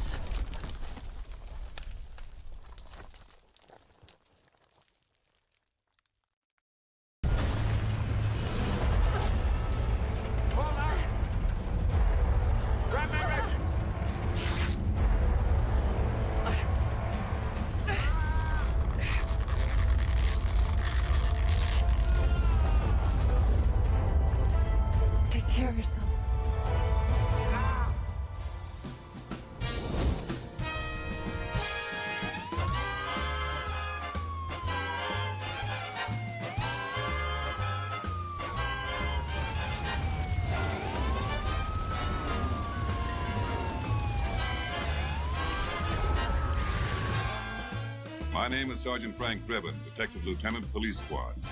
There'd been a recent wave of murders at the city zoo. I was bringing in a suspect when I got a call from headquarters about the kidnapping.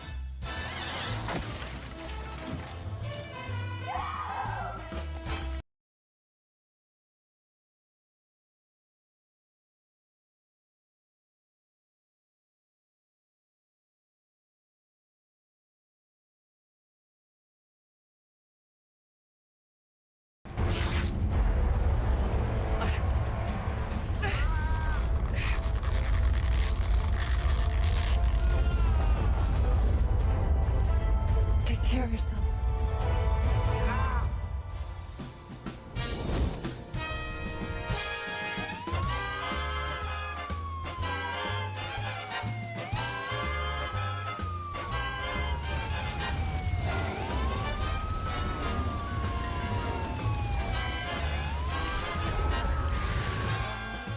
My name is Sergeant Frank Drebin, Detective Lieutenant, Police Squad. There'd been a recent wave of murders at the city zoo. I was bringing in a suspect when I got a call from headquarters about the kidnapping.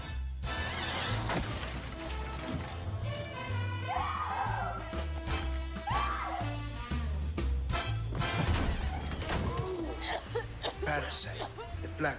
I promise you, whatever scum did this, not one man on this force will rest for 1 minute until he's behind bars. Now let's grab a bite to eat. Great.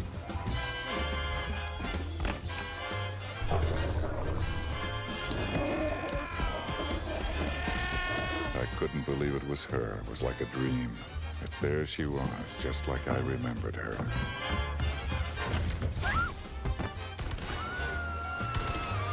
She was giving me a look I could feel in my hip pocket. I'm sorry I can't hear you. Don't fire the gun while you're talking. Take care of yourself, baby. By the way, I faked every orgasm.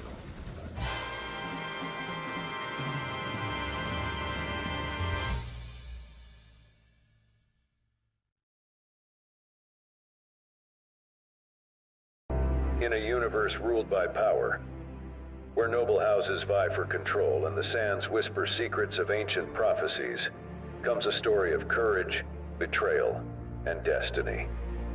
Welcome to Dune. Meet Paul Atreides, a young heir to House Atreides. Together with his valiant father, Duke Leto, his loyal mentor, Gurney Halleck, and the formidable warrior, Duncan Idaho, Paul faces a deadly game. Sent by the Emperor himself to rule the desert planet Arrakis, Paul and his noble father are stepping into a deadly trap. Arrakis holds the galaxy's most valuable resource, spice, the key to travel between stars. But this barren world is a battleground for power. Enter the cunning Baron Harkonnen, scheming to destroy House Atreides, with his ruthless nephew Feyd-Rautha by his side. As war breaks out and tragedy strikes, Paul must flee into the unforgiving desert with his mother, Lady Jessica, a member of the secretive Bene Gesserit, an ancient order of women with incredible powers. Guided by visions of a mysterious woman, Chani, and Stilgar, the leader of the fierce desert warriors known as the Fremen, Paul must embrace his destiny as the Lisan al-Gaib and rise as a messiah for a people long oppressed. But there's the Emperor's daughter, Princess Irulan. Her beauty and royal power hide secrets that could change Paul's future forever. Will Paul fulfill his destiny, defeat his nemesis Feyd-Rautha, and save the galaxy? Or will the sands of Arrakis bury his fate forever, save the galaxy? Or will the sands of Arrakis rival with betrayal, intrigue, and massive... Coming soon to a theater near you.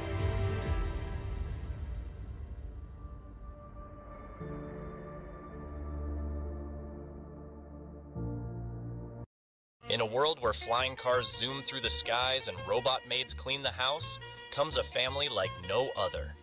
Meet the Jetsons. George Jetson, your typical, hardworking family man, except he works for Spacely Sprockets, operating the most futuristic machine you've ever seen. Just one press of a button, and his workday's done. But every hard worker needs a little help at home. Meet Jane Jetson, his fashionable wife, keeping the family in line with her charm, grace, and, well, let's be honest. And what's a family without some kids? Here's Judy Jetson, a teenager with stars in her eyes and a cosmic taste for adventure. Will she ever get that date with her space cadet crush? And little Elroy Jetson, a whiz kid with gadgets. Whether it's building a robot dog or inventing something that gets him into trouble, Elroy's always up to something. Don't forget the family's trusty companion, Astro, the lovable dog with a whole lot of bark and even more mischief. But it's not all fun and games in the Jetsons world. When Mr. Spacely calls, there's trouble brewing at Spacely Sprockets. Can George handle the pressure? Can Jane keep the house from falling apart? And most importantly, calls, there's trouble.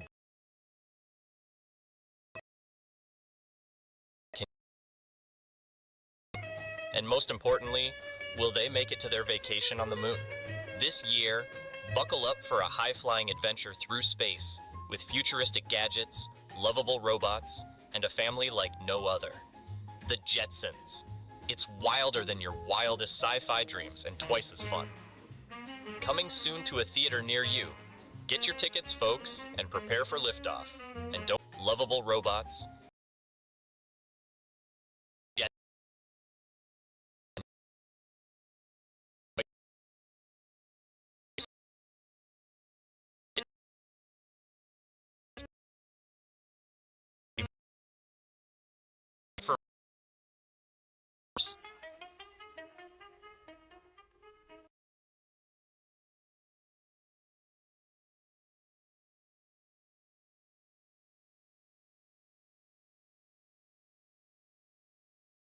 Detroit is a war zone. Crime syndicates and the people live in fear.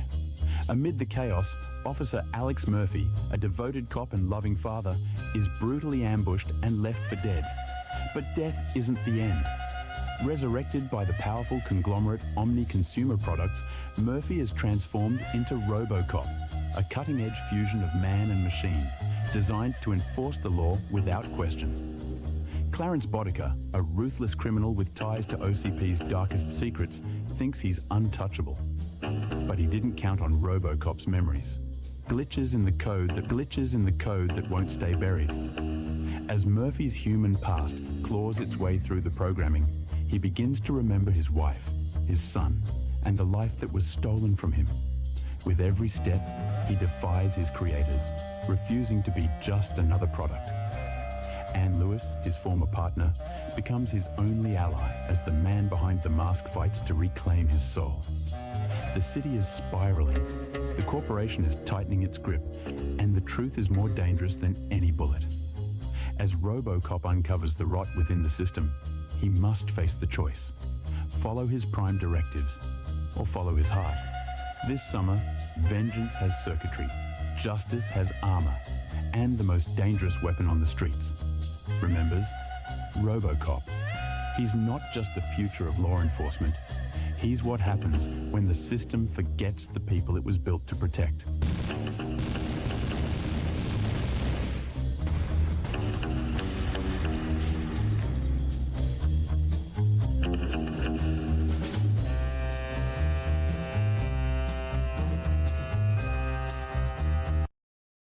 In a city where corruption seeps through concrete and hope dies in dark alleys, one man wages an endless war.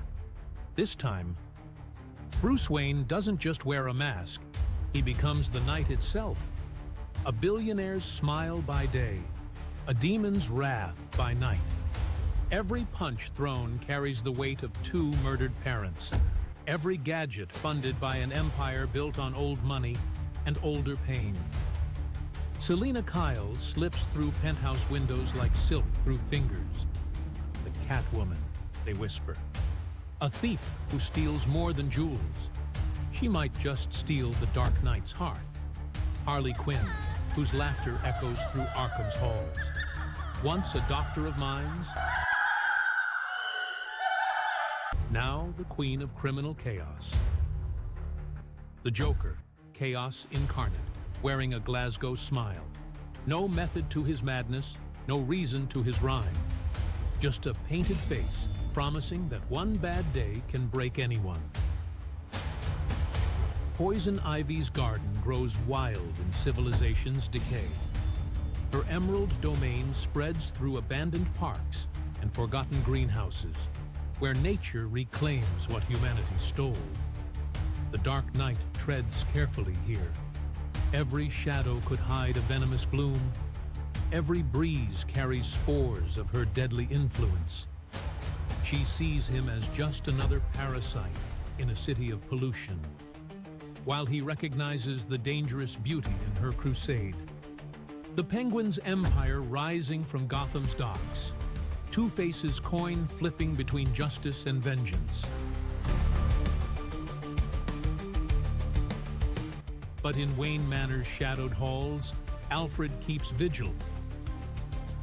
Through moonlit rooftops, Batman and Catwoman cross paths like shadows in the night, each chase a dance of its own. Can Bruce Wayne find peace in a city that feeds on pain? Because this time, Gotham needs more than a hero. It needs a legend. It needs its Dark Knight.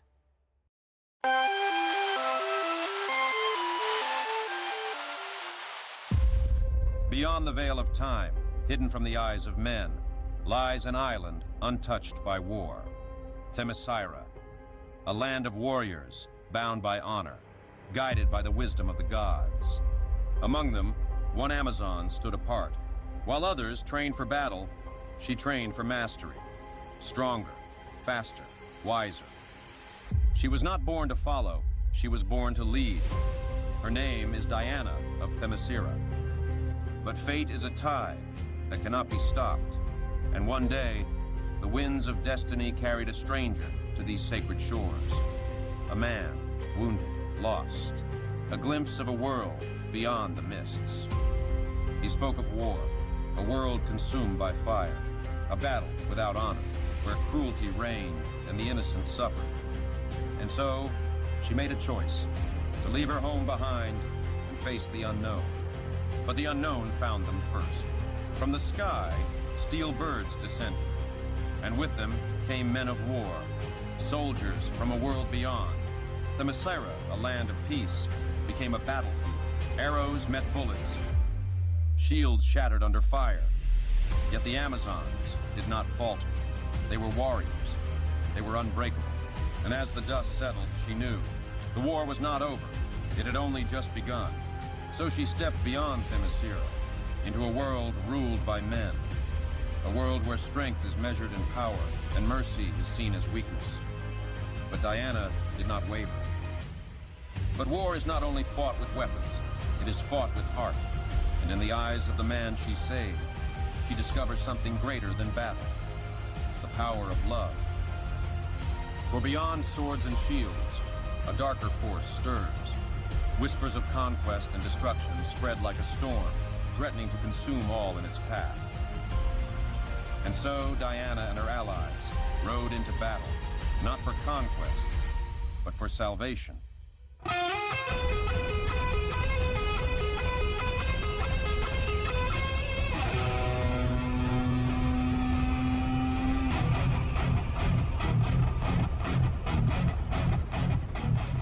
The War of Hades must end before the world is swallowed by its flames.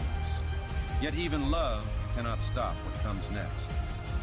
In the final hour, the enemy reveals himself, not merely a man of war, but war itself.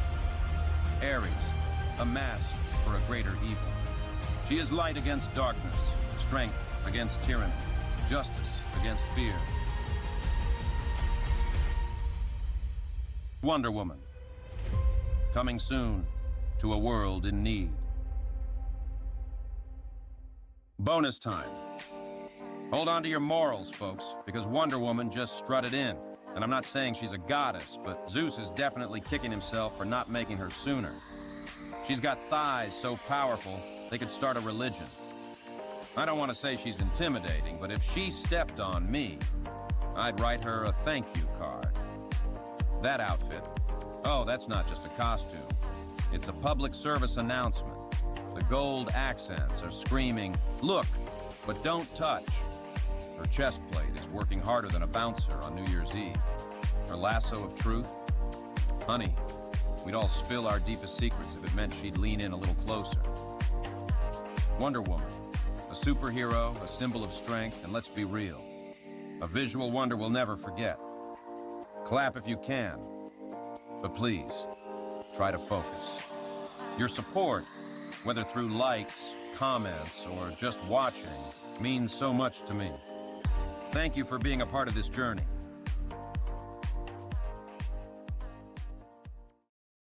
In a world of chaos and domination, a serpent rises again. On Cobra Island, a fortress of evil is reborn. With Destro forging weapons of destruction, and the Baroness commanding with ruthless precision, Cobra Commander returns to seize control with an army of carefully selected soldiers, the best of the best, the Cobra Troopers. But Duke always has a plan, and Flint charges forward with firepower ready to break the lines. Cobra's war machines tear through the battlefield. Scarlet leads the fight with fearless resolve. As Cobra's forces escalate their assault, the Joes press on. From the depths of the escalate their assault, the Joes press on. Cobra Vipers lying in wait, but Roadblock brings the muscle to crush them, while Lady J uncovers the truth behind enemy lines. The skies ignite as Cobra takes the battle above. The Joes rise to meet them in the heavens. As Cobra's deadly defenses strike from below, the Baroness commanding chaos in every step, backed by machines built for destruction. But the Joes strike back with unmatched precision. Storm Shadow prepare to strikes, but Snake Eyes is ready. And now, the battle rages across the open seas. But who is Zarana's target? And most importantly, is the Baroness's bikini bulletproof? And did she pack enough sunscreen? Will Cobra finally conquer the world once and for all? Or is he about to lose it again? Find out in theaters.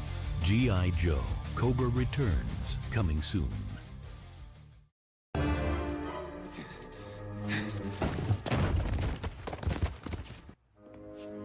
Harry! I've reached the top! You survived. What happened? Your arrogance blinds you. Now you will experience the full power of the dark side.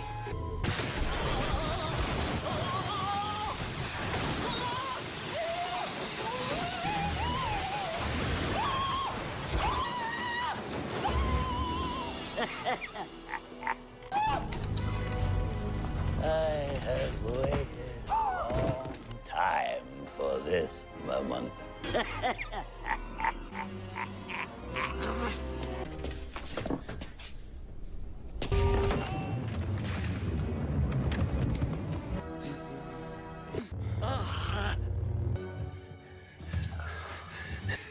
Don't move. Please don't. Don't. Don't move. Please don't. Please don't.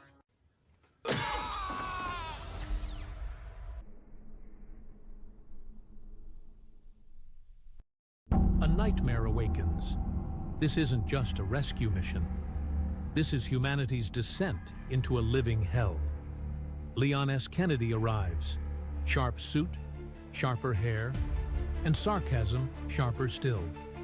He's here to save Ashley Graham. Easy, right? Except nothing here is simple or sane. The villagers move like infected puppets, not zombies. Oh no, that would be too kind. These creatures are something worse, controlled by a parasitic consciousness that strips away humanity, leaving raw, murderous instinct. Ashley Graham isn't just a target. She's bait, a living trigger in a biological trap designed by something that stopped understanding humanity generations ago. Her screams echo through decaying villages, calling Leon deeper into a nightmare with no exit. Oh, you thought things couldn't get worse? Buckle up. El Gigante, a colossal brute of muscle and mutation, towering over Leon like a skyscraper of flesh. Every thunderous step feels like an earthquake. Every swing of its massive fists, a promise of annihilation.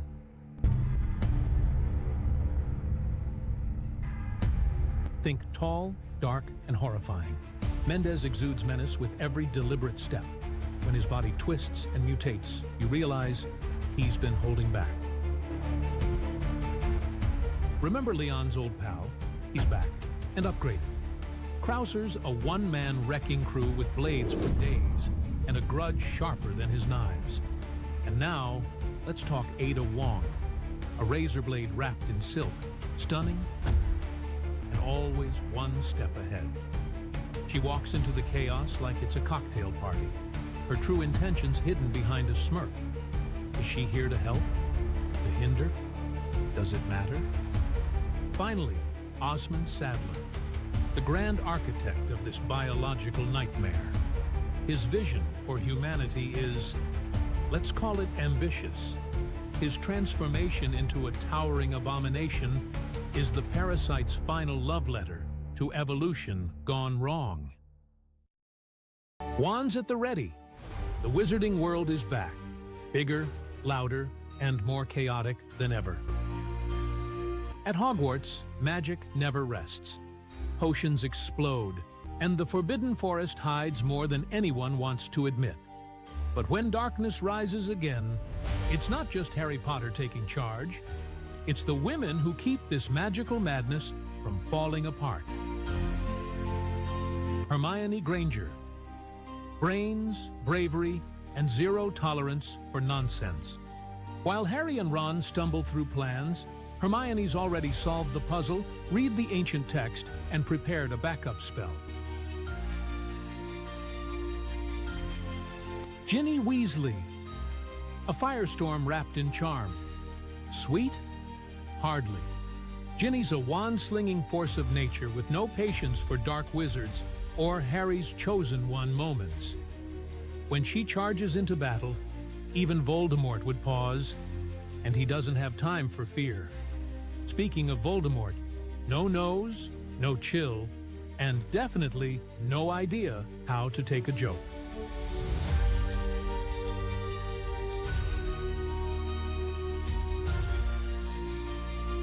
Luna Lovegood, whimsical and wise, is the quiet voice of reason in the chaos. While everyone panics, Luna's already 2 steps ahead. The battle is coming, and there's no turning back. As the castle trembles, Harry's fighting for his life. But even the Chosen One knows that the real power lies with the witches who are holding everything together.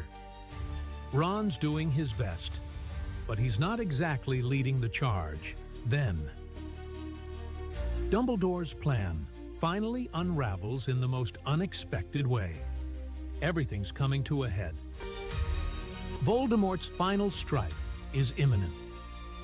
In the middle of it all, the women lead the charge, casting spells, fighting, and proving that the real strength of Hogwarts lies in their courage, wit, and unbreakable bonds. Harry Potter. Coming soon. In the distant reaches of the galaxy, a solitary bounty hunter, clad in armor and driven by honor, he is Mandalorian.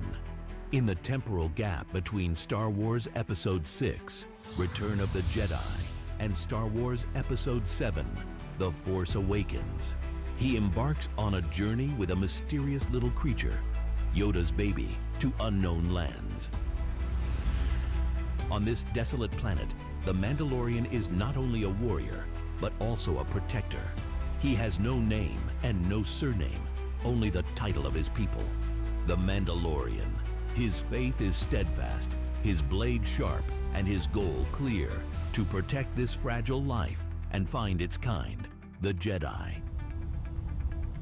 Following their footsteps, we meet Kara, a former Special Forces soldier whose eyes burn with the fire of battle, yet whose heart holds a deep loathing for war.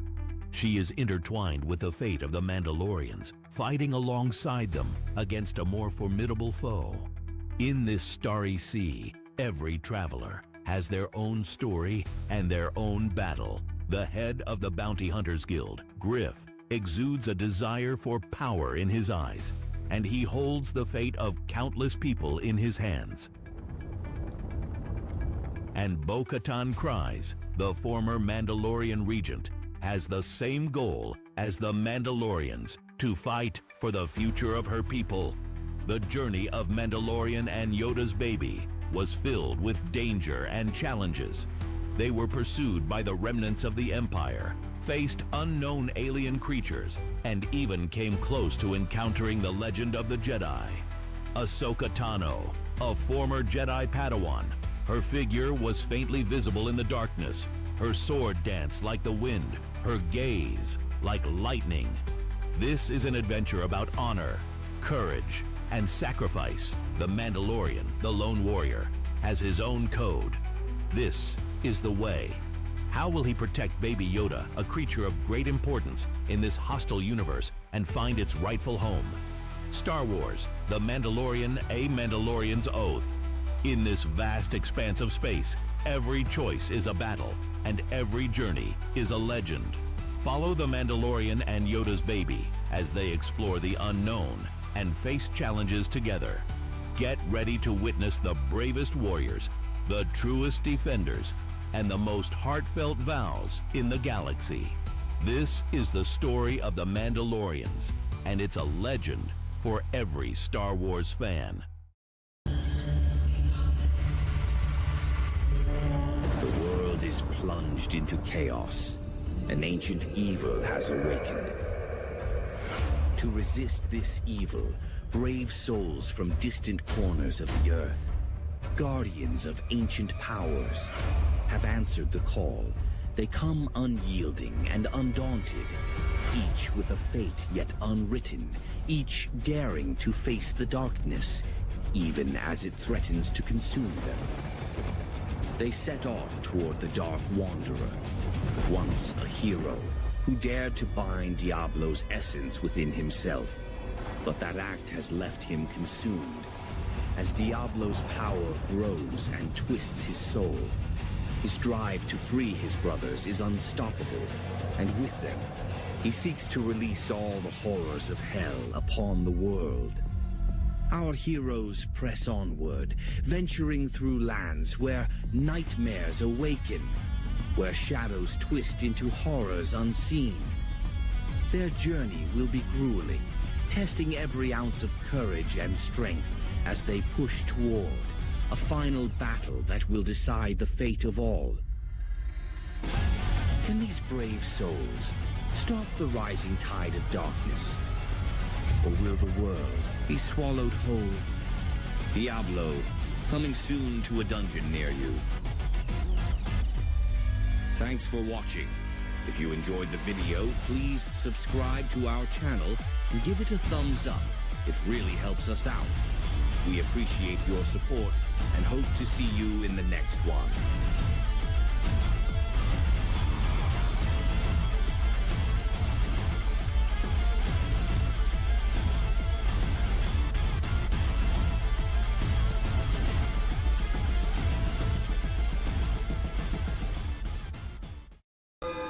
In the dead of night, a vessel looms, its secrets locked within.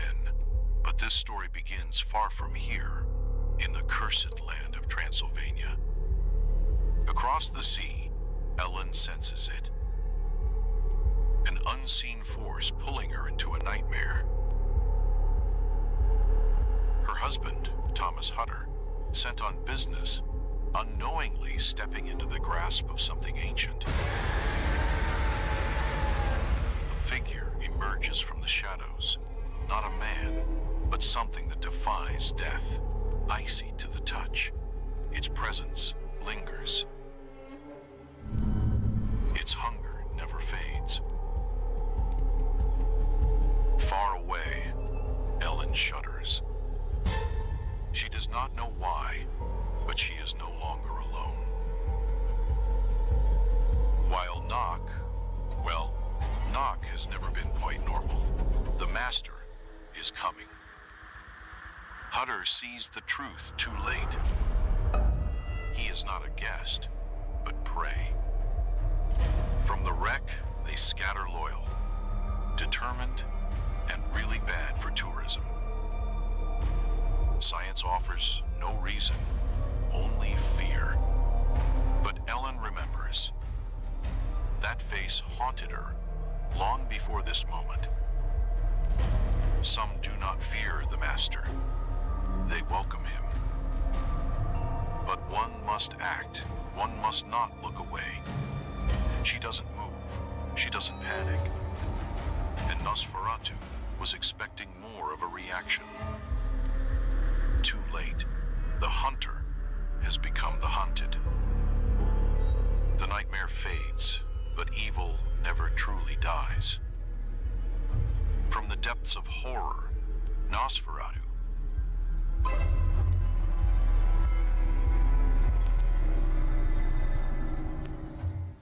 Step into a world like no other, a world of adventure, mystery, and power beyond imagination.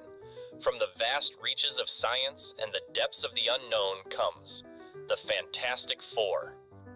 Meet Reed Richards, Mr. Fantastic, a man of science and discovery, driven to push the boundaries of the impossible. And here is Sue Storm, the dazzling invisible girl. Beautiful and fearless, a woman with a secret weapon, the power to vanish from sight and save her friends in the blink of an eye. Then, there's her fiery brother, Johnny Storm. He's the Human Torch, a daredevil with a heart of flame, ready to soar to new heights and blaze through any danger. And finally, the mighty Ben Grimm, the Thing, a powerhouse with a heart of gold, as strong as rock and twice as tough, a true hero, wrapped in stone. But with great power comes even greater enemies. Dr. Doom, a mastermind of terror, armed with dark sorcery and unmatched intellect. He will stop at nothing to bring the Fantastic Four to their knees. Will the Fantastic Four conquer the shadows and save humanity? Or will the world fall under Doom's cold, ruthless grasp? This summer, mystery, adventure, and powers that'll knock your socks off, served up with a heaping side of heroism in The Fantastic Four. It's more daring than your wildest imaginings, and twice as fun. Coming soon to a theater near you. So grab your tickets, folks, and remember, don't be late. You wouldn't want to miss one fantastic second. Subscribe for more exclusive movie trailers.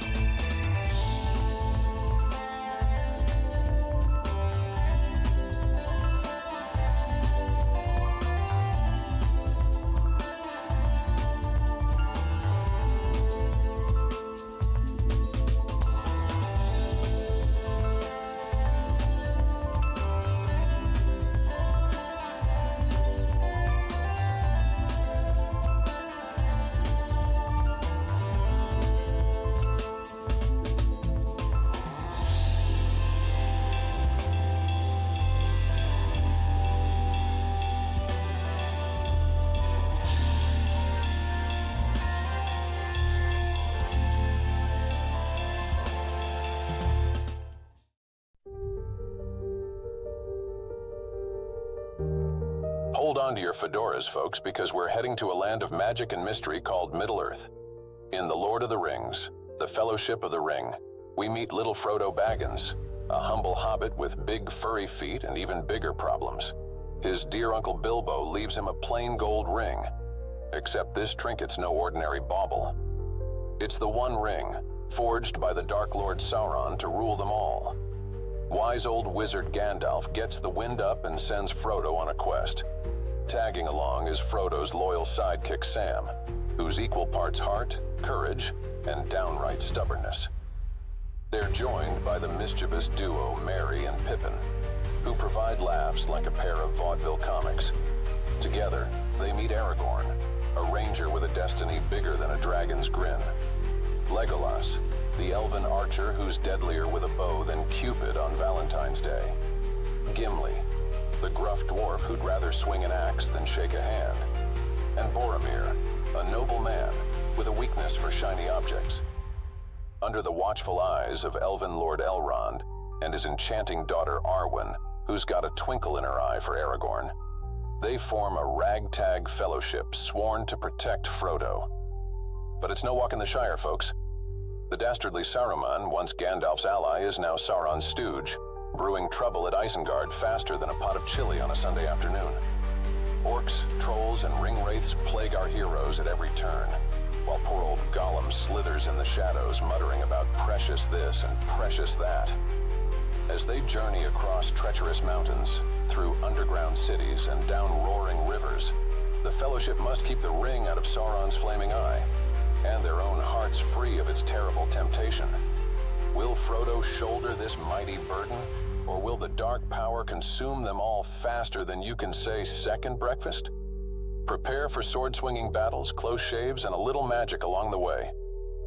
The Fellowship of the Ring will have you cheering, gasping, and laughing like a kid in a candy store. And that's a promise from Middle-earth to Main Street.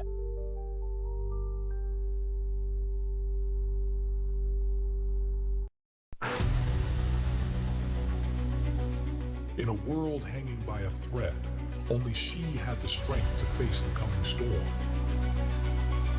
And two men, powerful in their own right.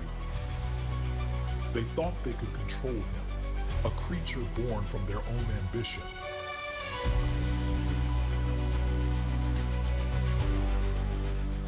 The chimpanzee, his strength unmatched, his rage uncontainable now.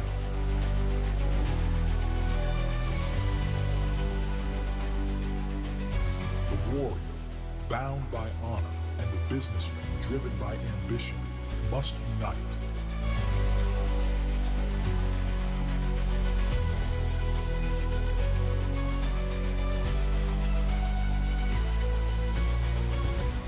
Earth trembles beneath his fury. Buildings fall, cities burn. Can they stop the unstoppable, or will they become his prey, just like the rest?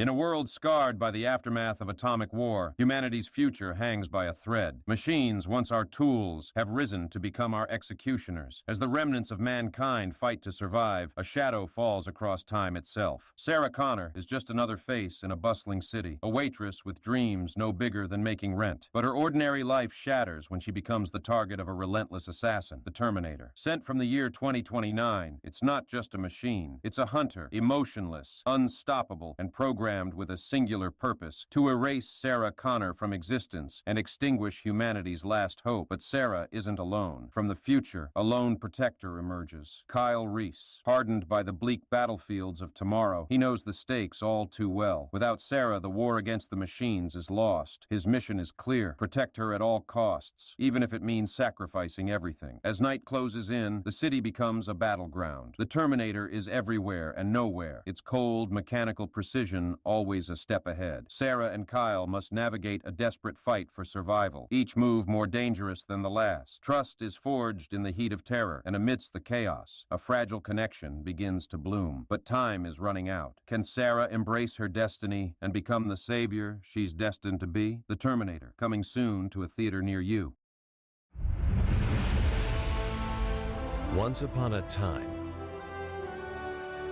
in a kingdom ruled by vanity, a young woman's beauty became her curse. Her name was Snow White. As graceful as a rose, as dangerous as the envy she awoke. The queen was beautiful too, until the mirror said otherwise. And so, with elegance and just a pinch of poison, she plotted Snow White's end. Snow White fled, not out of fear, but because the castle simply wasn't big enough for two beauties. Deep in the woods, she met 7 strange men who offered her shelter, stew, and absolutely no personal space. They weren't charming, but they were loyal and loud and maybe a little short-tempered. But peace doesn't last forever. Not when the Queen's Apple delivery service is faster than expected. One bite, and bedtime came early. And just when all hope was gone, he arrived. He wasn't just charming, he had timing. Perfect for the final act.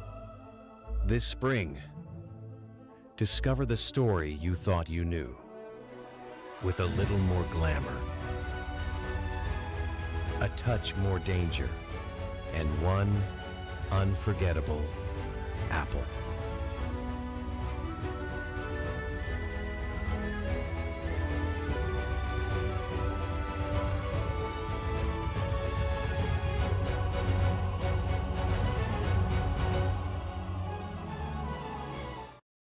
In a land where legends are born and destiny calls to the chosen few. Meet Link, a hero clad in green, awakening to a world teeming with magic, peril, and adventure. His journey will take him across vast lands, from the lush fields of Hyrule to the deepest, darkest dungeons, as he faces enemies of myth and legend. Princess Zelda, guardian of the sacred Triforce, watches over the kingdom as a shadowy evil, led by the sinister Ganondorf, threatens to plunge it into eternal darkness. Her fate intertwined with Link's. Together they hold the key to restoring peace. Alongside wise sages, mischievous fairies, and a cast of unforgettable characters, including the mighty Gorons, the graceful Zora, and the proud Gerudo, Link must embark on a timeless quest to thwart the forces of darkness. Through puzzles that challenge the mind, battles that test the spirit, and secrets hidden in every corner, Link must prove himself worthy of the Master Sword, the blade of legend, and the only hope for salvation. Get ready to embark on a legendary quest that transcends time and space. The Legend of Zelda, coming soon to a theater near you.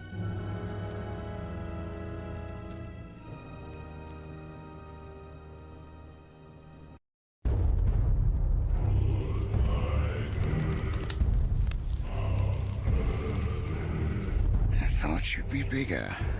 I'm pleased to meet you. But if you don't have a warrant, could you get the fuck out of my house? Because I'm kind of busy. You gotta exercise impulse control. I'm sorry. He doesn't know, does he? About your true nature? I'm in a waste management business. Everybody immediately assumes you're mopped up. It's a stereotype, and it's offensive. It's the world serpent. The longer you wait to tell him his true nature, the more damage you do. Gonna find out eventually. What difference does it make? He will resent you, and you may lose him forever.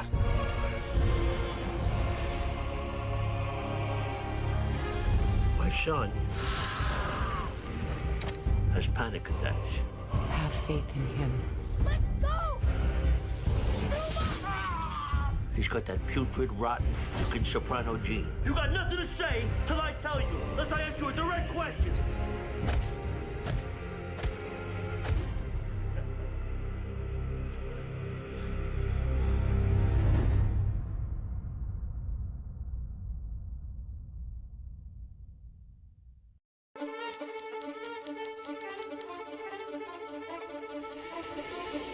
In a city once full of life, silence now speaks louder than sirens.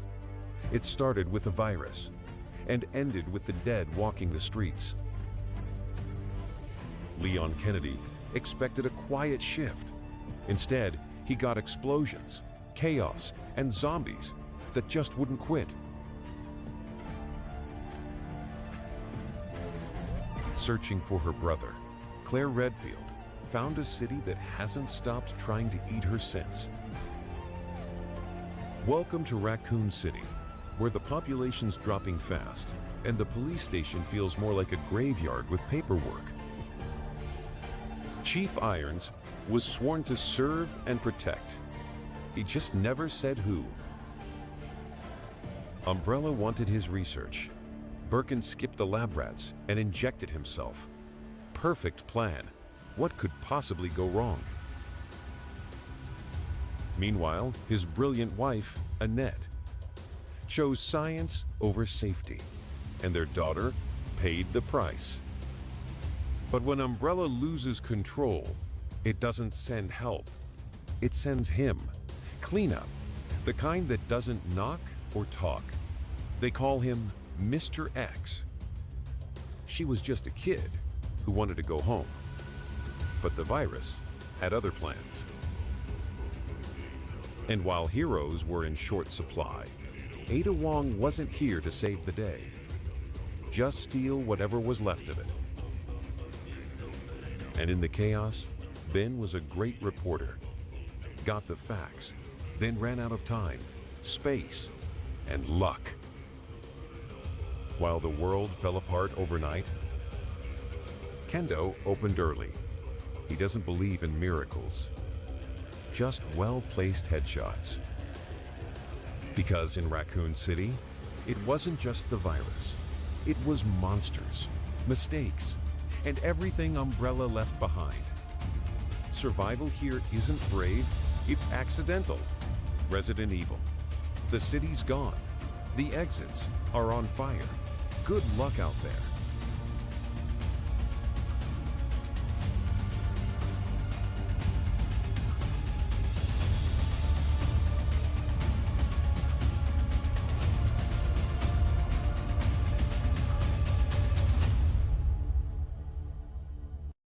Turmoil brews in the galaxy. Trade routes are blockaded, alliances are strained, and something darker stirs beneath the surface. Two Jedi, Master Qui-Gon Jinn and his young apprentice Obi-Wan Kenobi, are sent to settle a dispute. But what begins as a negotiation quickly unravels into a web of treachery, war, and destiny. On the desert world of Tatooine, they discover a boy, Anakin Skywalker. A slave with a pilot's instincts, a mechanic's hands, and a power no one can quite explain. The Jedi see potential. The Force sees something more. As a peaceful planet falls under siege, Queen Amidala must fight to reclaim her world. With her loyal guards, a clumsy Gungan ally, and the Jedi at her side, she makes a stand against overwhelming odds. But in the shadows, a phantom watches. Darth Sidious moves his pieces carefully, while a dark warrior, Darth Maul, emerges with a blade like no one has ever seen. Across starfields and battlefields, from Senate halls to lightsaber duels, the galaxy races toward a storm no one sees coming. Star Wars, Episode 1, The Phantom Menace, the beginning of a legend, coming soon to a theater near you. In a world where science defies limits and death is only the beginning, true horror lurks in the shadows. When an elite STRS rescue team is sent to investigate mysterious disappearances near Raccoon City, Chris Redfield and Jill Valentine find themselves trapped in a nightmarish mansion filled with unspeakable horrors. Dark corridors echo with the growls of the undead, and every locked door hides a new terror. The Umbrella Corporation's sinister experiments have unleashed something far worse than anyone could have imagined. Ravenous zombies, grotesque creatures, and a relentless predator that hunts without mercy. As they struggle to survive, Chris and Jill uncover a chilling truth. The mansion is just the beginning. Every clue leads deeper into Umbrella's twisted conspiracy, where trust is fleeting, ammo is scarce, and escape seems impossible. But something even deadlier lurks in the heart of the mansion, a bioorganic weapon beyond comprehension, programmed to kill with terrifying precision. With each step, the walls close in, their allies fall, and the line between hunter and hunted begins to blur. Time is running out, and the deeper they go, the more they realize that survival is not guaranteed. Resident Evil, where every shadow hides a nightmare, and survival is only the first step. Face your fears. Enter the darkness.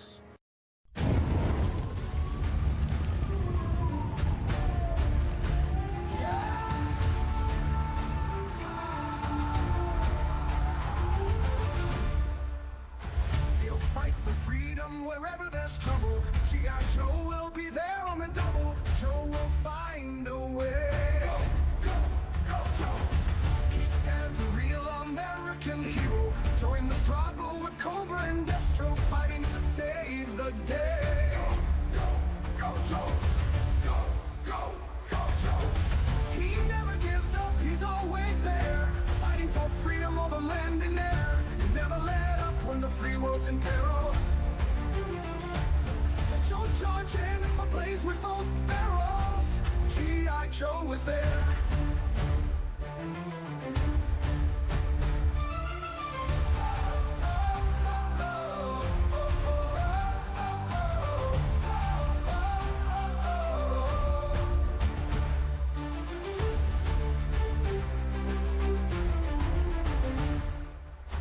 He'll fight for freedom wherever there's trouble. G.I. Joe will be there on the double. Joe will find a way. The way. Go, go, go, Joes. Go, go, go, Joes. He stands a real American hero. Join the struggle with Cobra and Destro, fighting to save the day. Go, go, go, Joes. He never gives up, he's always there, fighting for freedom over land and air. Never let up when the free world's in peril. The Joes charge in, ablaze with both barrels. G.I. Joe is there. Joe is there.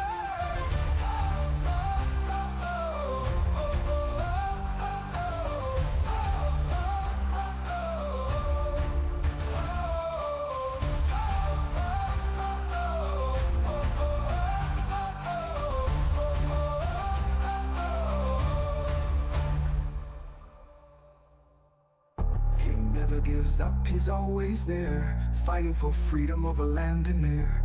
Never let up when the free world's in peril. The Joes charge in, ablaze with both barrels. G.I. Joe is there.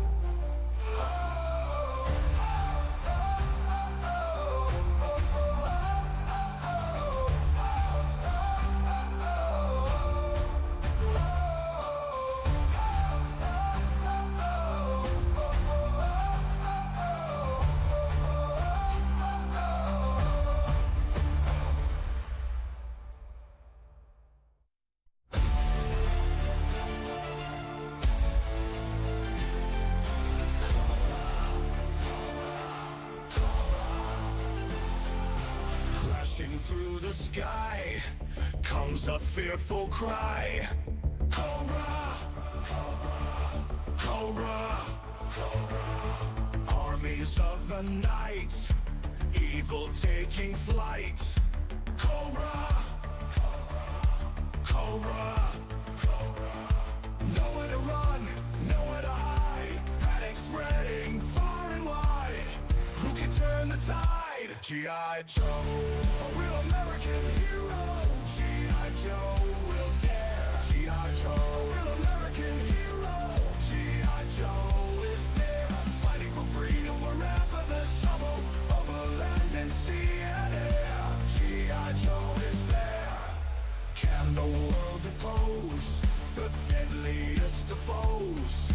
Cobra, Cobra, Cobra. Joes will risk it all to end the evil call of Cobra, Cobra, Cobra. They never give up, they never say die. Walking tall with banners high, they sound the battle cry. Yo, Joe!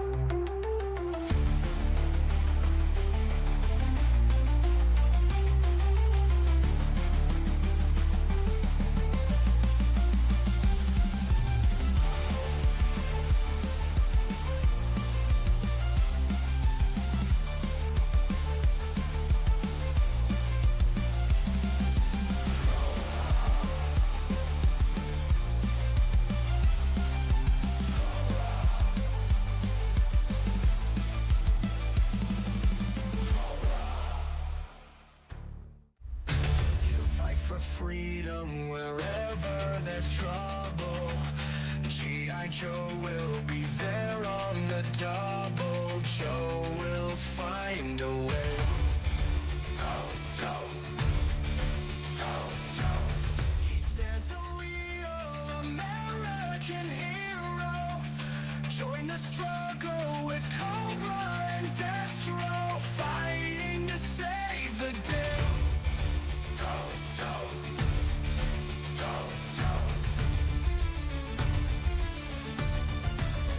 He never gives up. He's always there, fighting for freedom over land and air. Never let up when the free world's in peril. The Joe charge in, ablaze with both barrels. G.I. Joe is there. Let's go.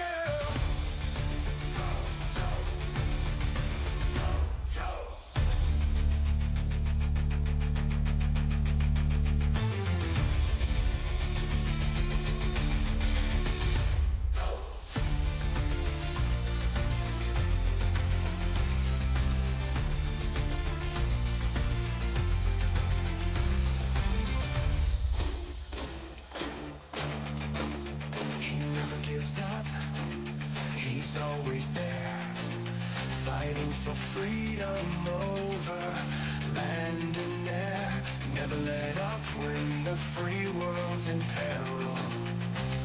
The Joes charge in, ablaze with both barrels. G.I. Joe is there.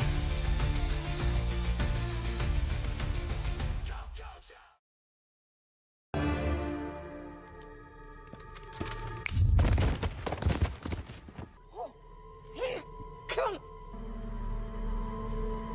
Say. Yes. Master Yoda? That was an awful thing to say.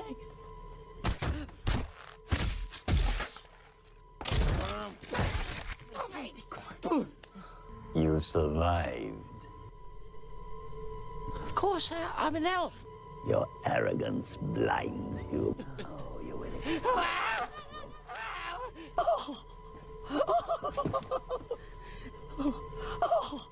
Oh, you will experience the full power of the dark side.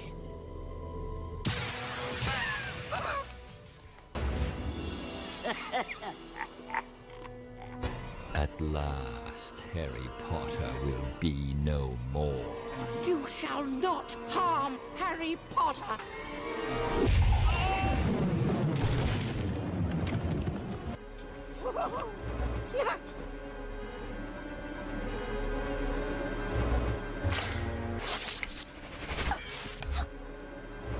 Please don't.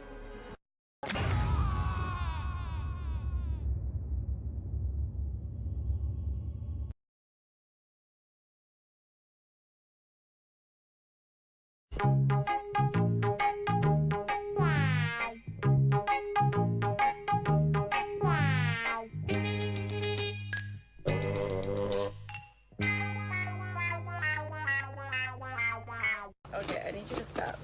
No. That's enough. That's It's never enough. I need more catnip.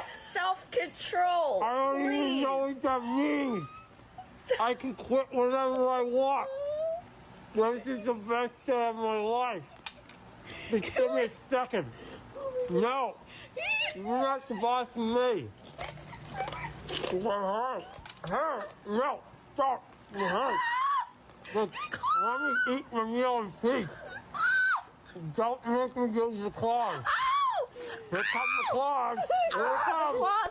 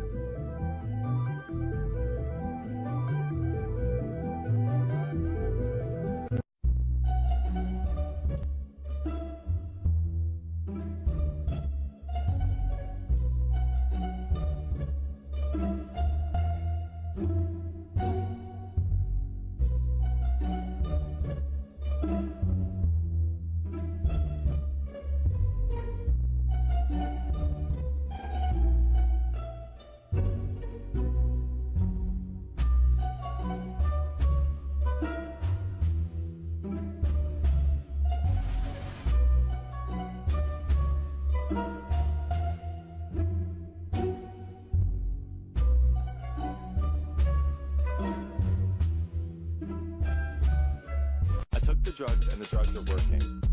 And the drugs are working. I took the drugs and the drugs are working. Took the drugs are working.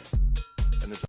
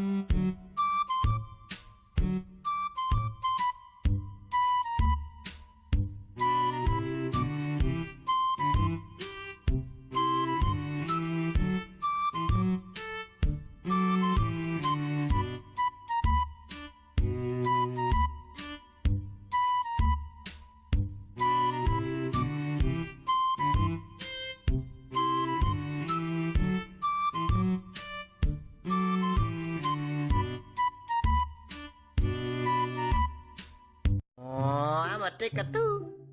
Oh my god! Wow! Oh my god!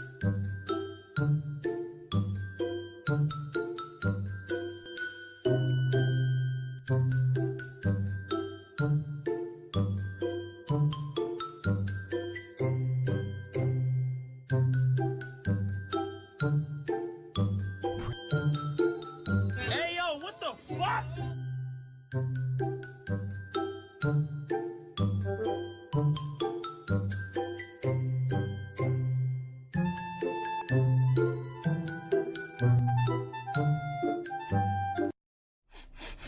No, it's not over there. Maybe it's in the ground here. No. I took the drugs and the drugs are working. And the drugs are working. I took the drugs and the drugs are working. Took the drugs are working. And the drugs. I took the drugs and the drugs are working. And the drugs are working. I took the drugs and the drugs are working. Took the drugs are working. And the drugs. I took the drugs and the drugs are working. And the drugs are working. I took the drugs and the drugs are working. Took the drugs are working. And the drugs.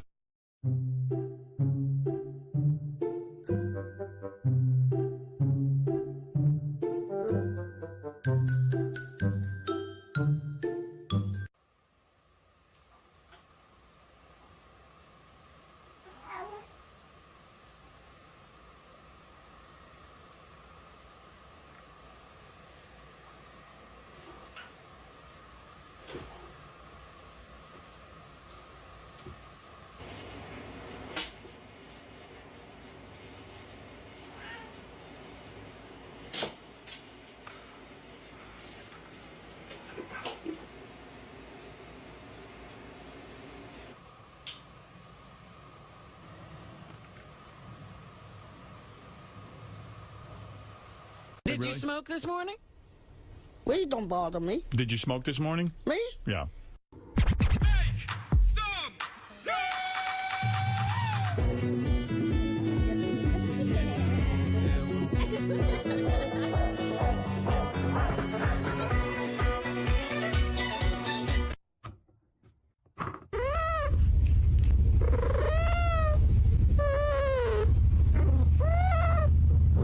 Pav, your cat has a slight addiction to catnip.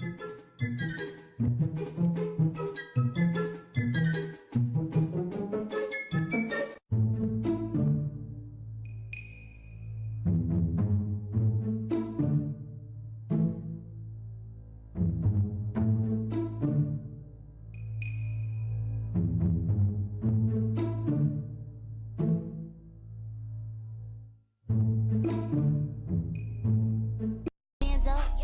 Leave him on red, I don't answer. Damn, little mama, I love the way I see you dancing.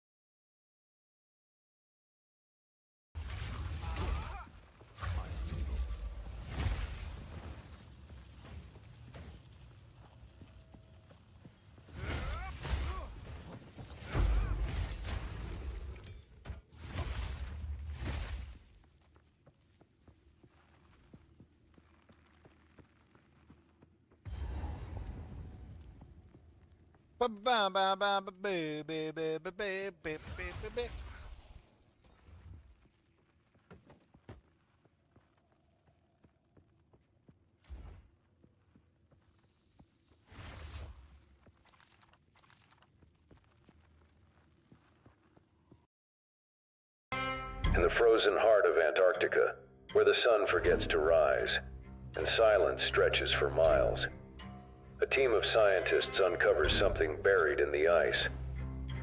Something that should have stayed lost. Meet R.J. McCready, helicopter pilot, war veteran, a man who's seen a thing or two, but nothing like this. Trapped in a remote outpost and a creeping fear that grows by the hour. Something is out there. No, something is in there. A shape-shifting horror, capable of assuming any form it desires. And to survive in this freezing place, man is the warmest place to hide. McCready and his crew must uncover the creature before it uncovers them. Before the cold takes their bodies, and the thing takes their souls. As trust disintegrates and suspicion mounts, they realize that anyone could be the thing. As McCready and his comrades struggle to survive, trust becomes a luxury as suspicion grips their hearts. From the depths of isolation comes a tale of terror that will chill you to the bone. The thing will keep you guessing until the very end. Coming soon to a theater near you.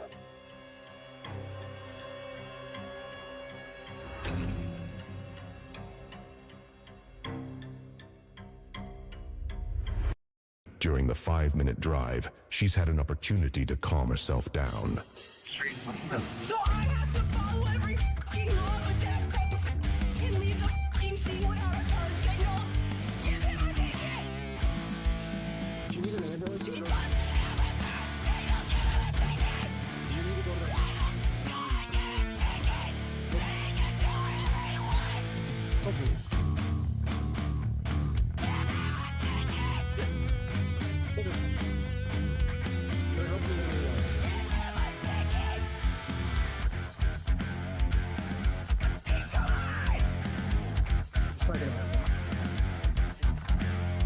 Anything else we can help you with today? Yeah. It's not gonna. I just want to know, are you okay?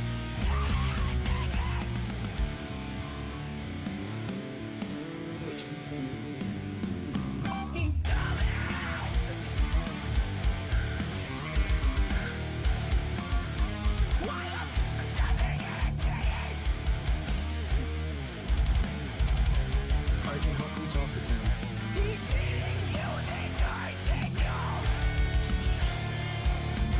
Can I please call you an ambulance?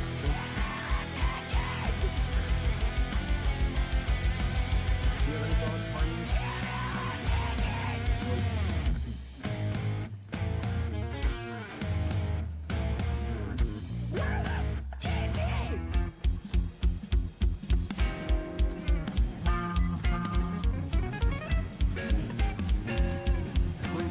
Shut the fuck up. If you keep calling 911, you could fuck up. It's not. Are you kidding? Alright. People are freaking out. What's that?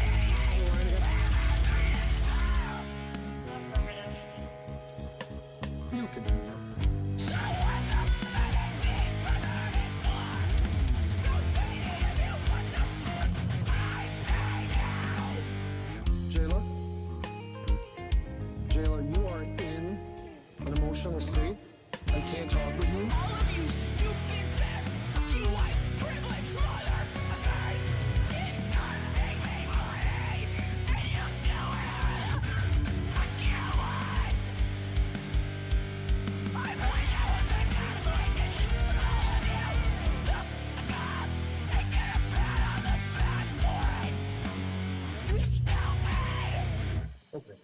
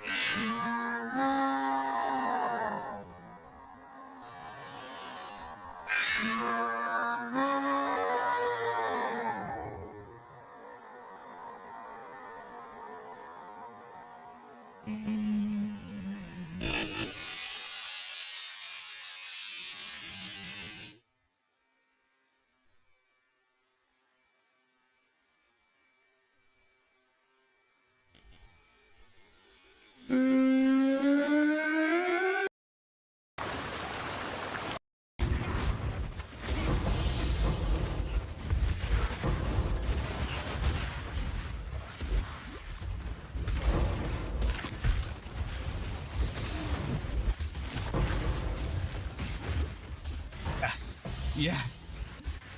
Yes. No, I couldn't move. I couldn't move. I didn't have any frames, dude. That's cheating. What? Hey, Chris. Oh, Chris. Oh, thank you, Chris. And there's Awakener's Desolation.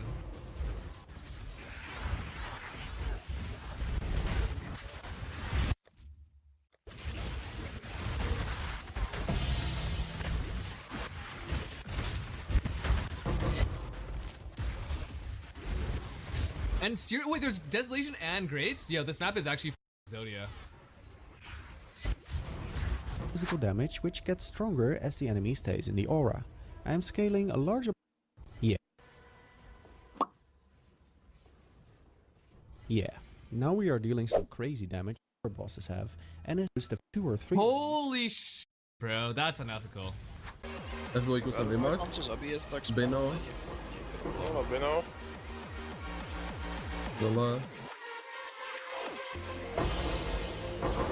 Mirror! Mirror! Mirror!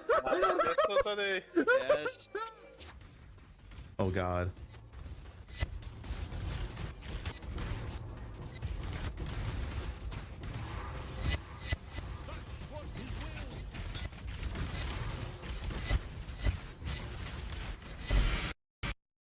My game crashed. It's too much. My game crashed. We have a lot of pack size on the map. Oh, scared dude.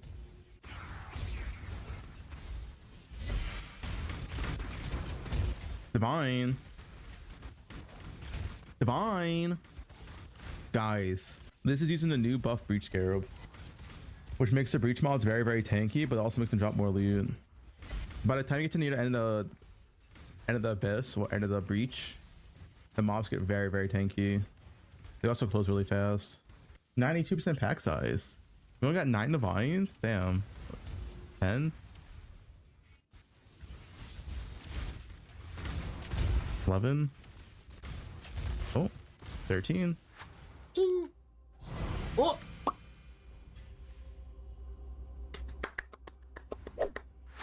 Give me like a 300 currency roll. 380 quant. Well, that's really bad. Reduced block. 402 currency, 120 pack size, 380 quant. Alright, this is a map, but it'll do. It is also double reflect. Alright, -1 portal for not checking. Gotta get used to that. Dude, I don't understand the people that complain about like AI songs. No human could produce this masterpiece. This is beyond our species. We're just lucky that we get to participate. Oh no. Oh no. All right, let's kill them. One mistake. That's all it takes. 6 opens? 7 opens? Death cold. 8 opens? 9 opens? 10? What the hell? Okay. I don't think I've ever had 10 opens in a row. It happens on occasion.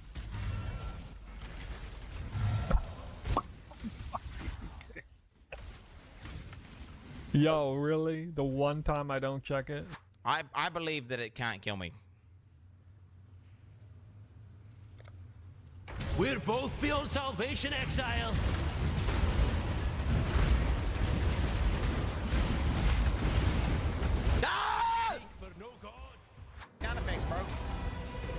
This guy. Why is this in 10 FPS? I figure Quinn is a good boss mechanic check to watch the video because he does no damage. Honestly, it's a good strat. I'm not sure why this is in 5 FPS, but... A dazzling display of survival. Oh! Ooh! Ooh, that's a good one! That's a good one! Ooh, that's a good one. Nah, that guy streams. That guy's sniping the price right there. It's worth more than that, eh? It's worth more than 6 dev. It's worth more than 6 dev. That guy's 11 minutes ago. That guy's undercutting. League is low T. I need it. Hey, is this a scam? Wait, you're not scamming me, right? You're not scamming, right? Wait, you scamming? I don't like this. Whenever BenQ buys something, he's scamming. Okay. Been released, made blood. Okay, you better be scamming. BenQ's already scammed me multiple times this league, bro. Dude, BenQ's put it back up on the website for 10 devs. BenQ, please give me another 7 days. If you think if I've got, like, Chad, I have not looted a single handout this entire league. Let's not get it twisted. There's been no handouts. Every time I sell, it's at market price or under. Like, I have been actively scammed more than I've had, like, good stuff happen to me. All right, do I even want to attempt this? This boss is literally going to do... hey, there's a Raw Divine. I'm going to give this boss 5 seconds, all right? I don't want to lose XP. This guy is going to be an absolute behemoth. All right, let's see. All right, wait, doable?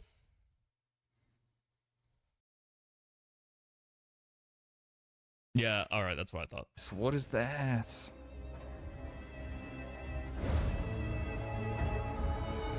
Huh? Oh. No valid unique item to reroll into.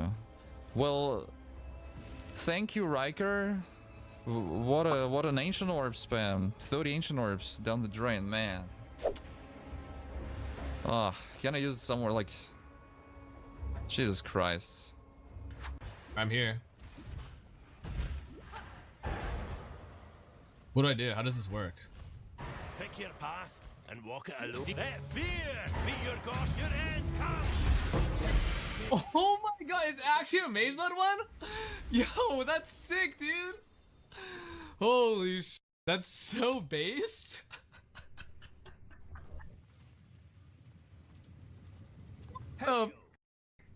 That's too funny. That's actually too funny. What if I just hit suppression right here, and then I hit the conflict, and then I already have my higher tier suppression?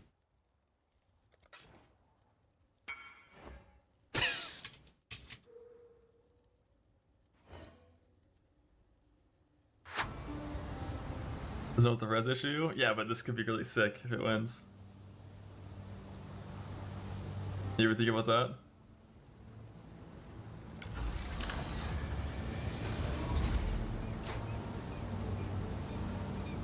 You ever think about that? Let's bring it home. Let's bring it home. Let's bring it home. Yeah! Yeah! Oh, we're fine. Oh, we're fine. Okay, we're done. Oh, I was about to lose it. Okay, I was about to be like, you gotta be kidding me. I guess. Holy, thank goodness. There's no point in dilly-dallying around with this. There's literally no point in dilly-dallying when you're gambling. You either do it or you don't. So you do this. You see? Now we got 2 extra cards. You pop those to get another one. That didn't work. Nope. No. We're losing it all. Get my cards back. Okay, now we have 2 extra. 1 extra. So we pop those. Okay, here we go. Now we have a couple of extra to work with. So we pop these as well, of course. Ran out of juice. So we make sure we pick up a little bit of extra juice for that one. Make sure that we do this. Like, it's all about having confidence when you do this. Speed is the name of the game. And you know why? Goblin and WoW told me once that time is money.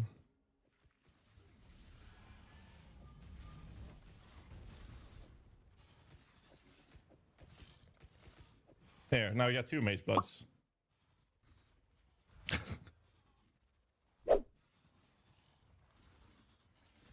Anyways. Yep. From 2 to 4 in 1 fell swoop. My bench is back. Oh my god, that never happens. Do we now just get a straight raw CB?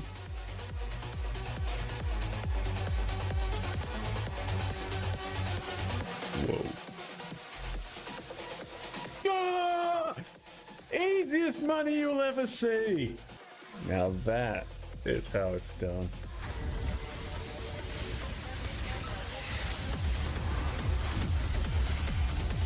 $69D sale.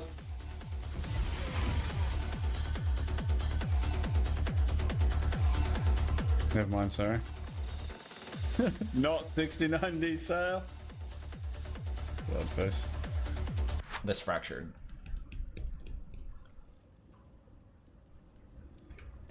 I mean, I can recraft the entire helm now, actually. I don't have to find this now. I can actually recraft the entire helm.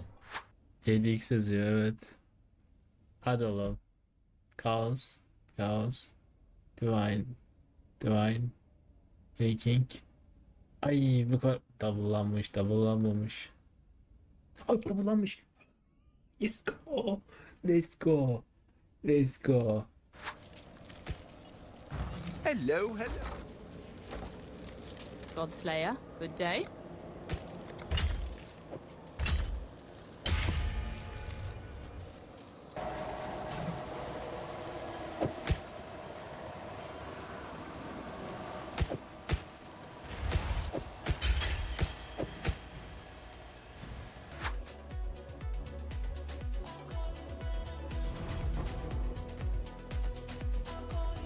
Whoa.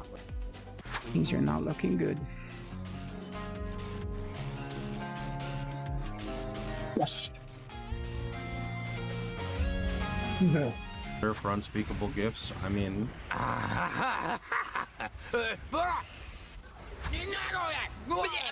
Okay, so wait, Dex Int, Exile. Guys, the Albion thing is one day for a few hours Godslayer. every now and then. Oh, it's for sure quitting the game and just permanently becoming an Albion streamer for a whole month. Are you slow in the head? Are you slow in the head? That's what your. That's how your dumb brain works. You think that's what's happening. Oh man, that's a good link. He is stalling until this. So he has to kill his character within 1 week. He's stalling until this. That's 1 week away. The actual truth. Why did they got like this guy's trying to act like a badass? You know, he's happy, he's chilling, you know, he's happy, and Quinn's just like, what is this face? This is the least enthusiastic Quinn picture I've ever seen. He looks like he doesn't want to be there. That's awesome. He's stalling until this. I'm not. You're retarded. That you're projecting. It's so annoying. Like drops. Oh, store told whatever. Oh. It's actually the same thing. Oh my god, dude. They're not these guys are generational haters, bro. It's actually the same. It's like a few seconds back. My god. Use this picture from the apology video as the headliner. These guys are cooked, bro. These guys are cooked. Like, for example, Karn for some reason thinks that he is the Slayer. Like, he like wakes up in the morning, and I think that regardless of what shirt he puts on, he thinks it's red and does that sort of shit. Even now in guild chat yesterday, for some reason he was still defending Slayer for no reason. I have no idea what that was about. It was super strange. I just like opened my Discord and I just saw an immediate message about Slayer. And I was like, we haven't talked about Slayer this whole... But anyways. Especially somebody who doesn't race, who's looking at a pub. I'll put it this way, Ruti is like one of the worst players that I know. Like mechanically. Like just... Can't imagine him being above like Gold 1 in League of Legends. But he's able to read a pod pretty well, like from start to finish, and think about the monster types. Like when you read a pod, it's like you're looking at your flat numbers, your damage and whatever, but then you start thinking about... The first question I start asking is, okay, how is this gonna die? Not like, can it die? Just when I'm running around maps, what is most likely to kill me, right? And that's like the first, I think, important exercise when you're doing the pod review. It's not like you don't really need to play the game in a sense. If you know what's in the game, you pay attention to the monster types, mod types, whatever you're gonna farm with it. I feel like you can actually break it down with a POV. So I think saying like, well, you gotta like, you know, trust other people or something. I feel like you can definitely do that verification yourself. Like, path of building is a powerful enough tool if you understand the context of the game, that you should be able to just break it down. Like, you've been playing for a long time, you're farming a lot. You should be looking at the monsters that are in front of you from time I don't know to time. exactly how many snapshots of POB you're looking at though, because when you look at a POB, you're looking at a league starter at a certain snapshot in time, but that snapshot might be for a racer 12 hours into the league. It might be 8 hours into the league. That's gonna look very different in terms of how you're judging it in that sense. Now, if you have like the most robust league start POB ever, and it's got like 10 different snapshots, all one for like every hour, maybe I could kind of see eye to eye to that. But it's still kind of jarring to me when you say something like that. I'm thinking, well, are we looking at this point of progression or this point of progression? And then if you're trying to compare, are they actually equal points? And what about a few hours before that or a few hours after that?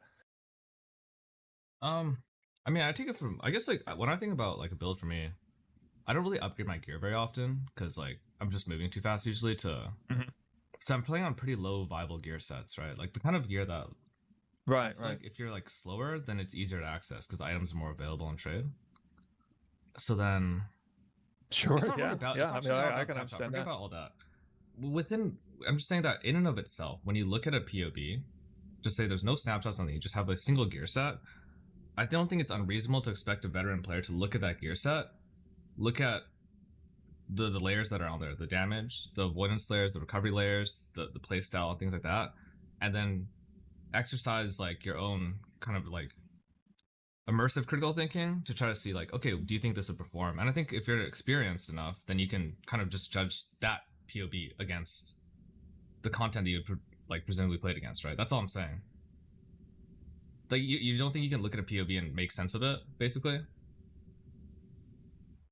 No. I mean, I think if you are that invested into path of building and that's what you're going for, I mean, I think, yeah, you're certainly entitled to a certain amount of like, being able to pull maximal amount of information out of that. Yeah. I mean, I don't think that's the vast majority of players. No, definitely not. But you're not the vast majority of players, right? You're someone who plays this game a lot, who's played this game a lot, who's farmed a ton. Well, certain archetypes, I'm not able to look at a Righteous Fire build and understand it inside and out. Never played it. If I gave you a bow POB, just like a single one, you'd be able to tell me. You could look at it, look at the numbers, look at the skill gem set, and be like, yeah, I think this would probably be okay, right? For X, or probably not be okay for X. Like, that's what I'm saying. Rue is definitely not a doctor. Rue is a filthy businessman. He's like a classic dirty Chinese businessman. Not like a dirty businessman. Not he's Chinese and he's a dirty businessman. Doesn't do anything unethical, but he's just dirty. He just like is filthy, I think when I met up with him, his jeans had like actual like crust on them, you know what I mean? Those shoes that he was wearing, oh my god, dude, what was that even? Does the strong room time count against the dungeon's completion time, or are they separate? Dan, you want to take that one? I'm thinking about this right now, and I am not entirely certain.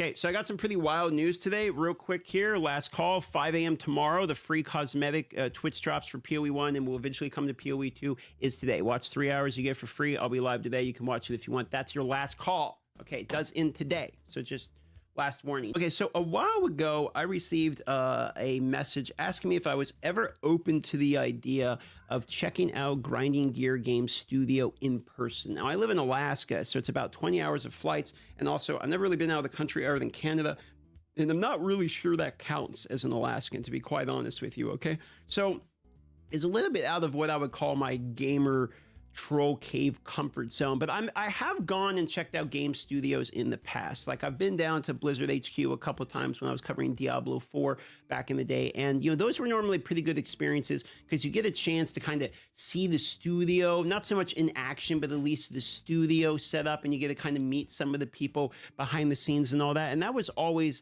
what I would call like a humanizing moment. Because, you know, you're a YouTuber, you're talking about games and all that, but you get to go see the actual people behind the games and kind of learn more about the game that you're covering. So these are typically good opportunities. Now, I know that there is a new Path of Exile League, and here's where we get into like sort of the guesstimating about what could potentially, be coming out of this, is that I know there's a new Path of Exile League in August. And we know this because there was an interview with Jonathan where he talked to Talkative Try, and they mentioned that they're back on their cadence of releases of 4 months each game. So they're kind of PoE 1 and PoE 2 will be leapfrogging each other with 2 months in between each one, and 4 months from the previous Path of Exile 2 League means that there's one coming in August, and he said as much. That means Path of What is this, dude? No, I'm screenshotting this. You know how rare introspection is? What did I... So, oh my god! 3 Valdo puzzle boxes from the, what the hell is this thing, bro? This is like one of those Reddit images that's edited. I got 3 Valdos from the guy. What the heck is that, bro? I've never seen that before. That's insane. Hold still. 3 Valdos from the Merc. I'm trying to think what other flasks I could use, because I don't need... Holy sh! Yes! The Scry Orb worked! Let's go, boys! Ouch and go! Ouch and go! How you doing? I'm Callan and this is Slapped Ham. Boy, we've got an action-packed episode for you today, so hit that subscribe button and get ready for more creepy content. Just like this. I'm not saying this is paranormal, but it is freaky. A short while ago, Supernatural Sleuth uploaded a TikTok.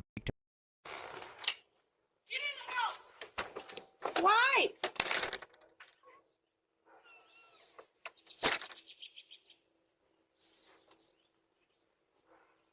You are now watching Doorbell News. Woodbridge, New Jersey. So this woman comes by looking for her husband. Hello? Hello? Can you open the door and have your mother come out? And have my husband come out too? That's not even my truck. Let me tell you, have my husband come out of the house. That's not even my truck, man.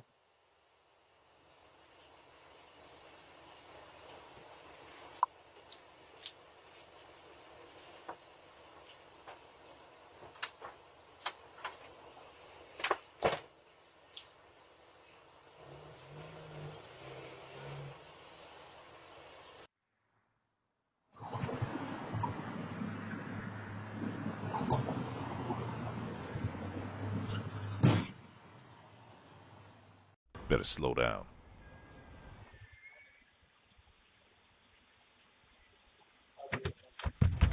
Oh, I'm sorry. So this guy opens the door and tries to walk right inside of somebody's house.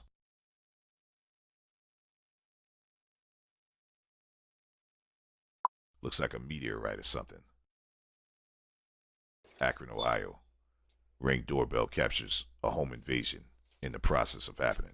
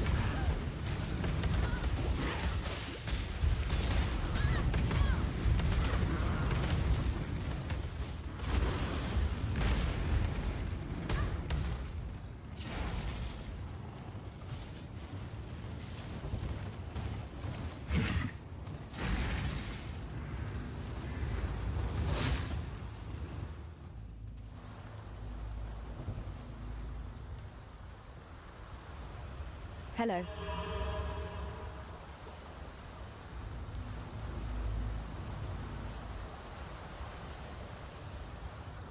What's our next move?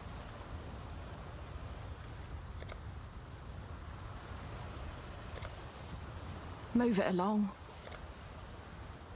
Still breathing. Good enough.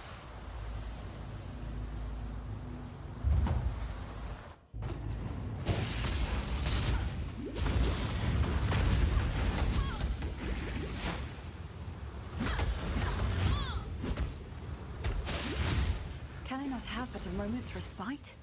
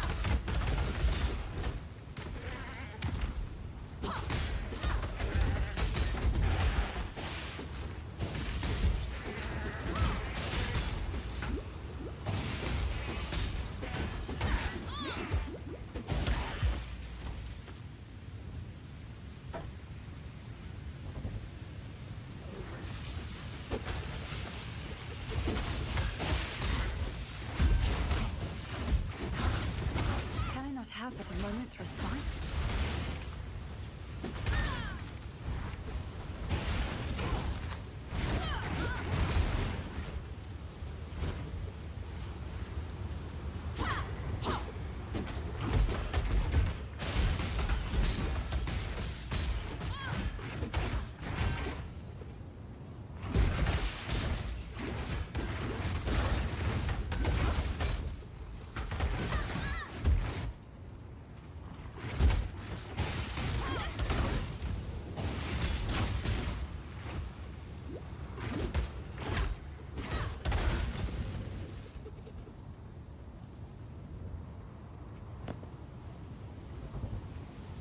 Far too much baggage.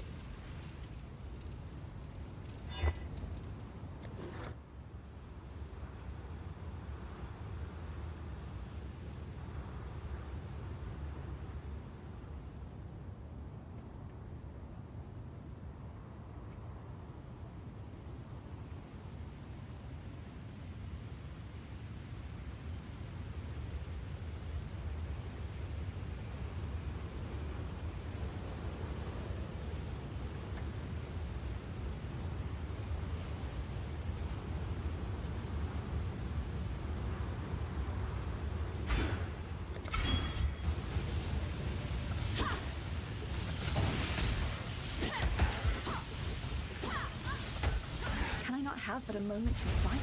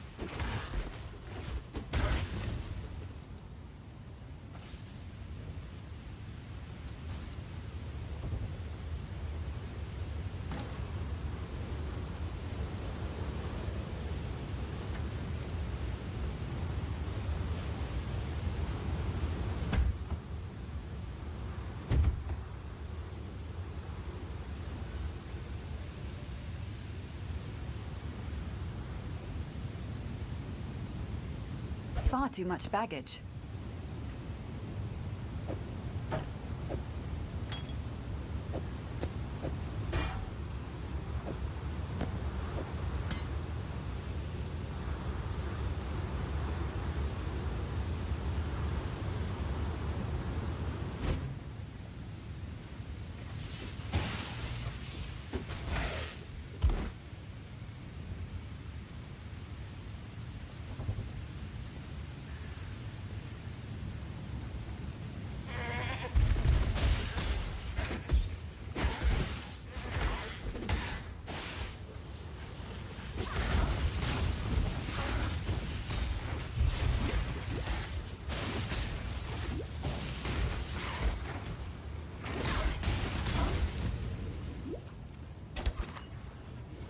Far too much baggage.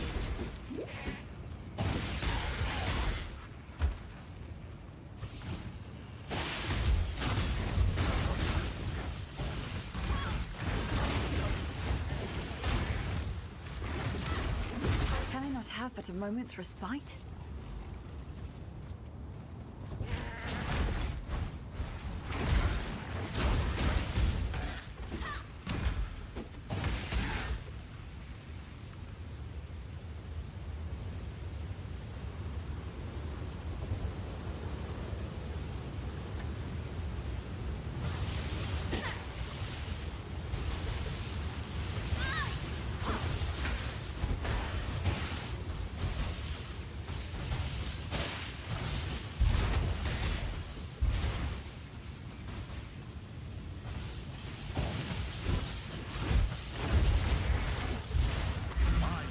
The ones who tamed me. You're weaker still.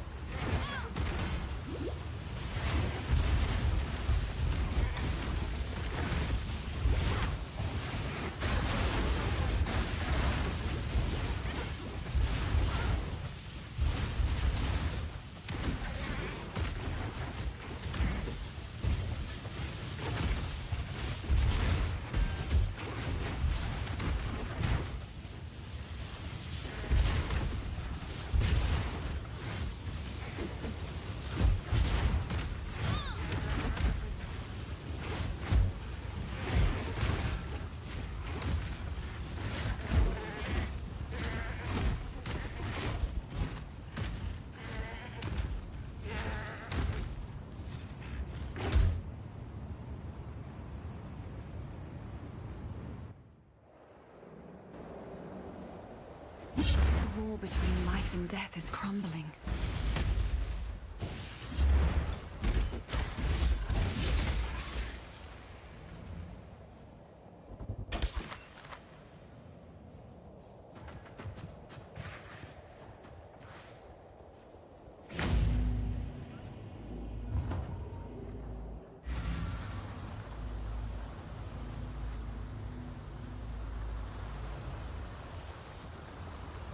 Mervale dwells in the cave. Farewell.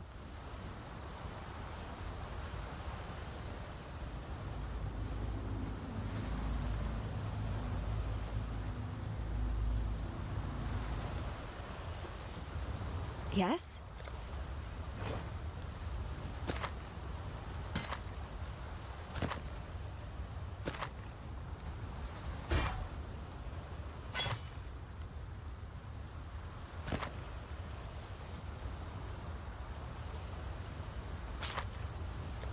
God hasn't abandoned us.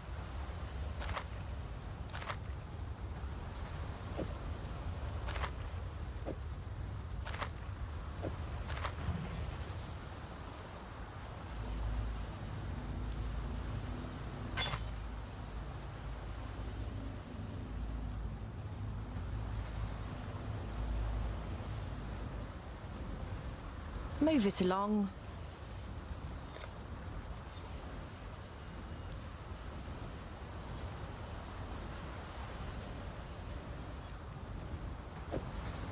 It'll do.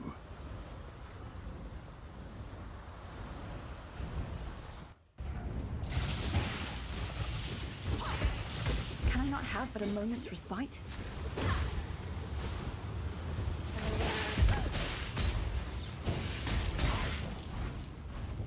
Make it.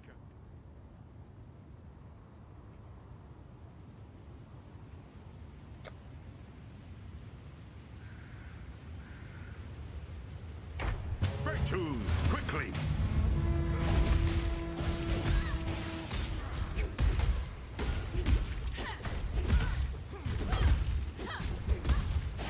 Shattered bones!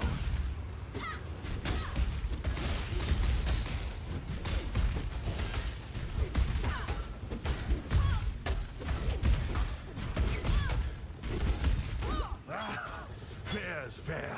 It's yours now.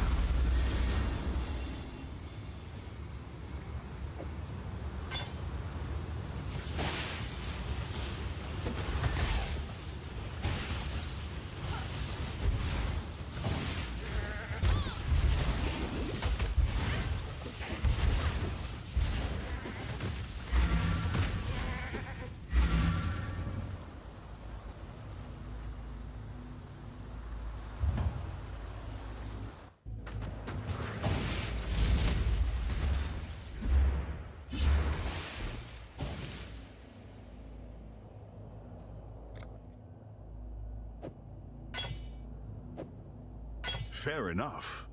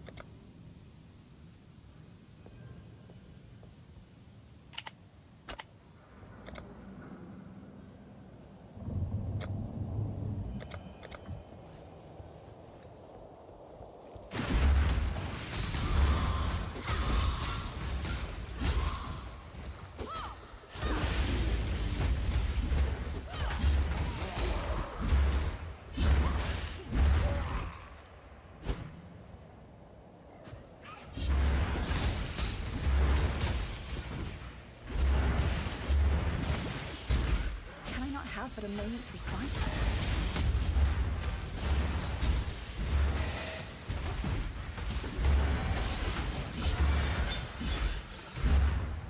Ah, my body fails me for now.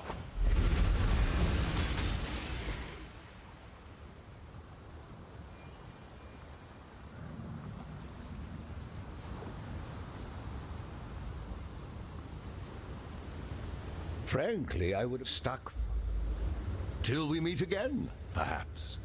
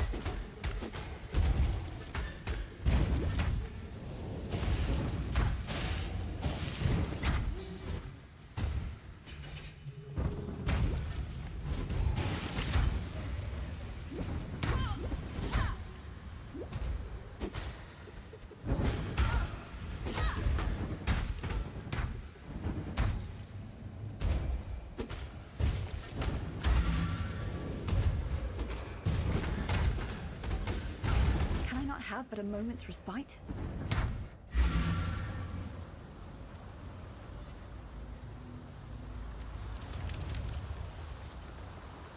Hello.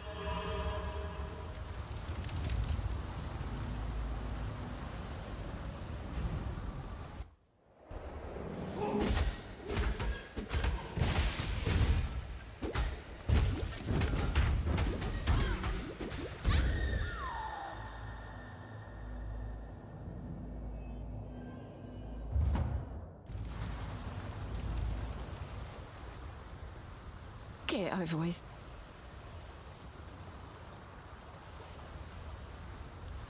Let's get back out there.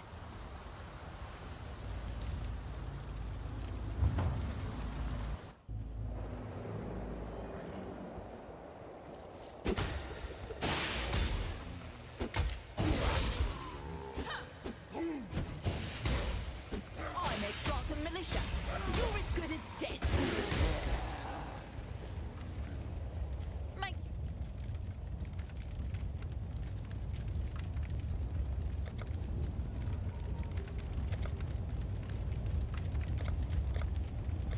Don't miss. You're finished.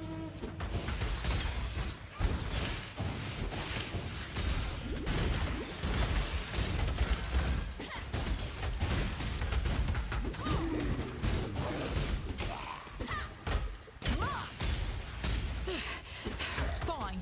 You lead. I'll cover you.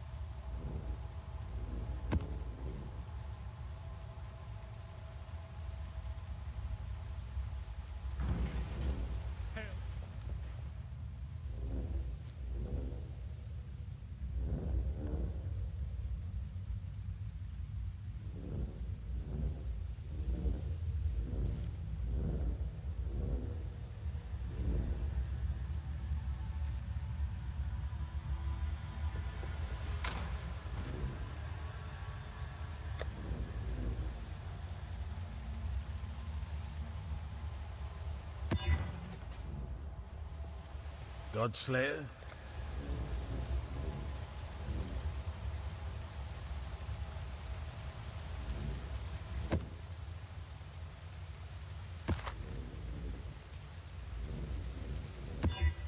Got my eye on you.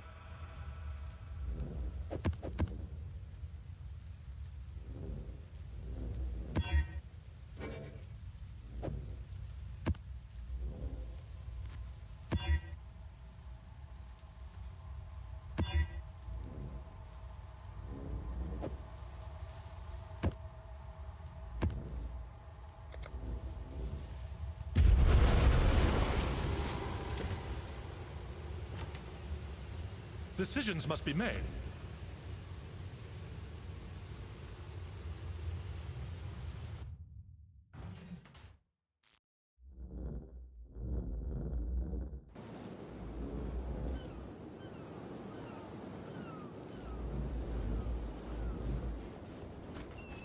Huh?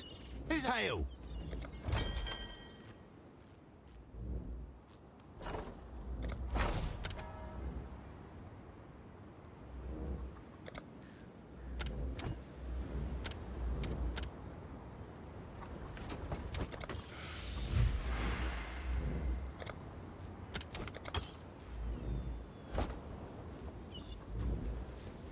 There's a whole load of baubles ready to be looted.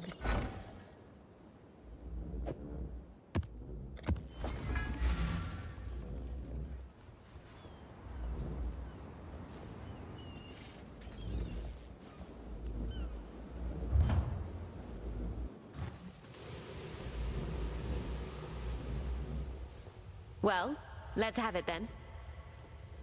Hail, God.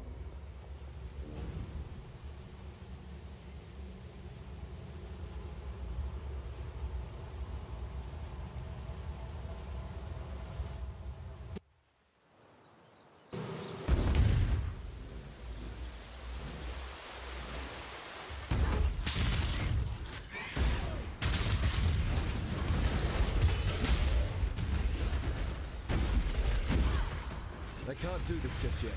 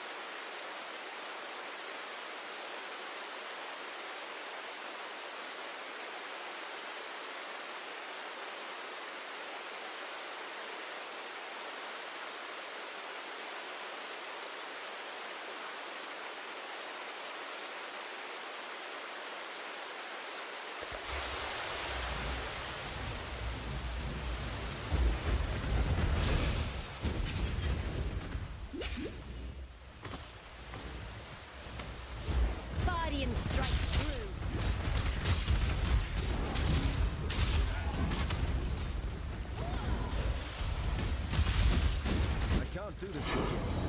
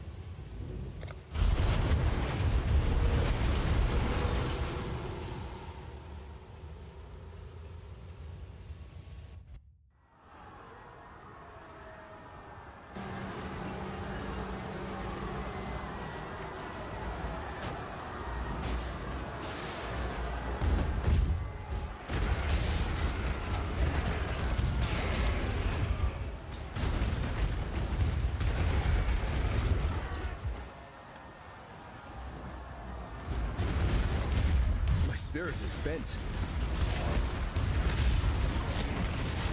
Know your place. I can't do this just yet.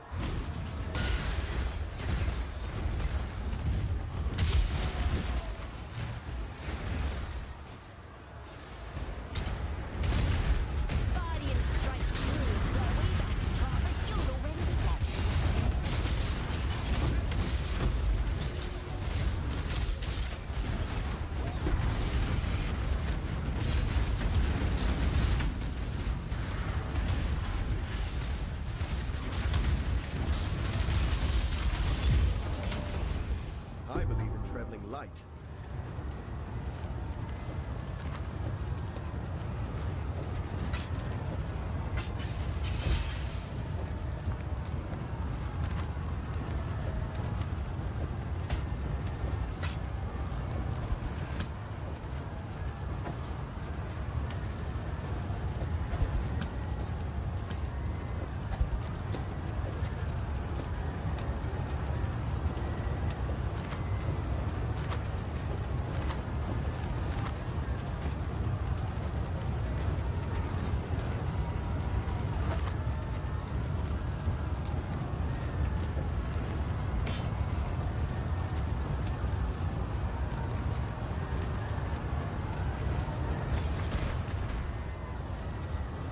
Get on with it.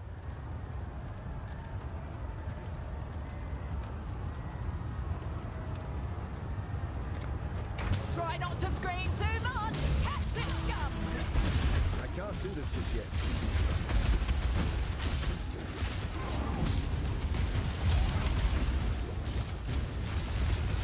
Don't bother dodging. Martin code, innit? Loser pays up.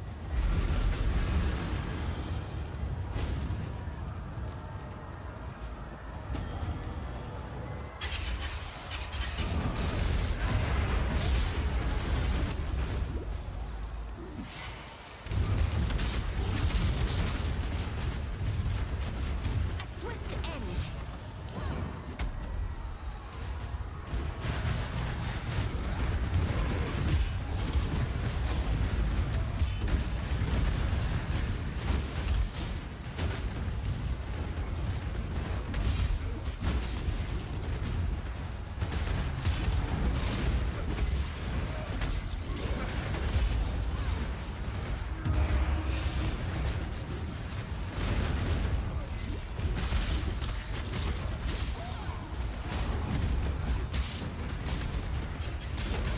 My spirit is spent.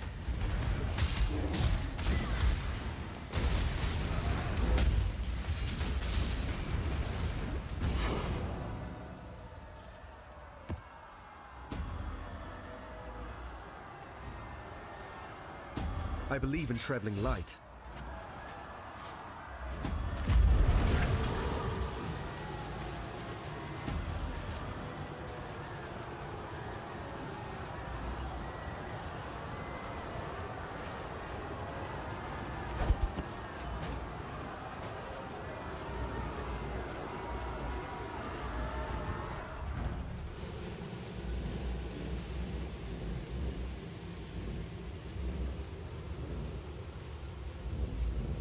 What did I even press there to bring up the Atlas map?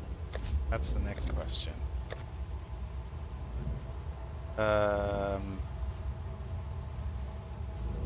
World screen, passive screen, Atlas screen, G.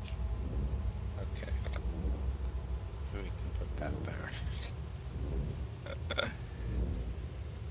You know, it's these 4 letters, right? W-E-R-T. And then anything adjacent to them, like Y or G. And what else did I change? So obviously veteran players have this all worked out on their keyboards.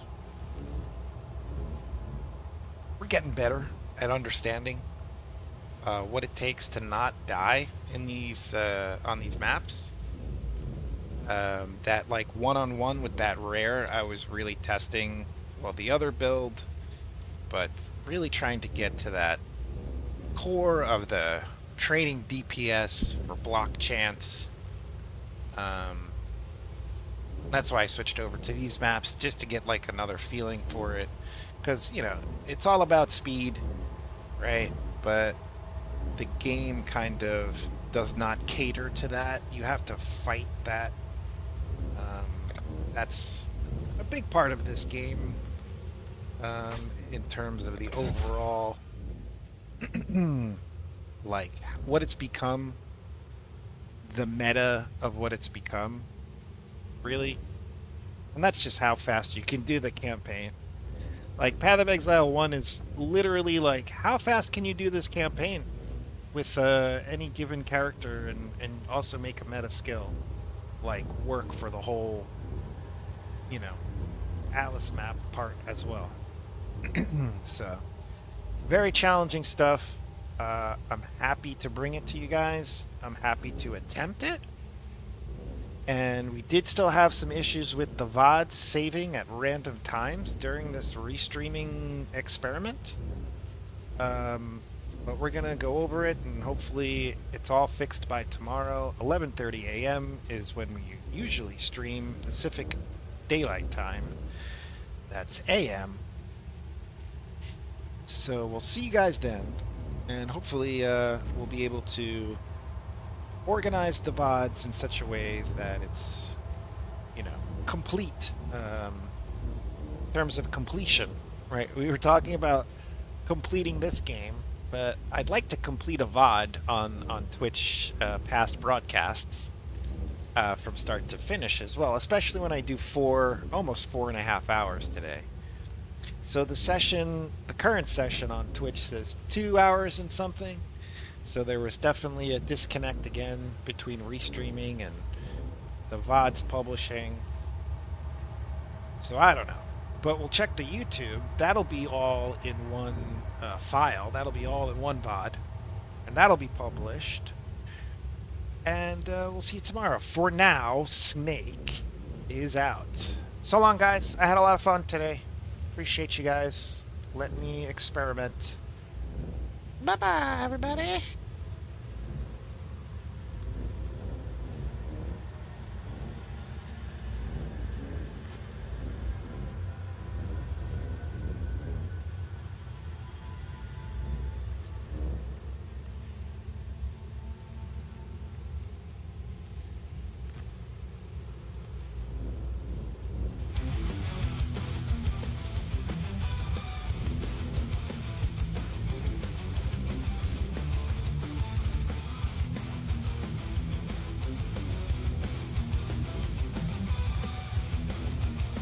Hail God Slayer.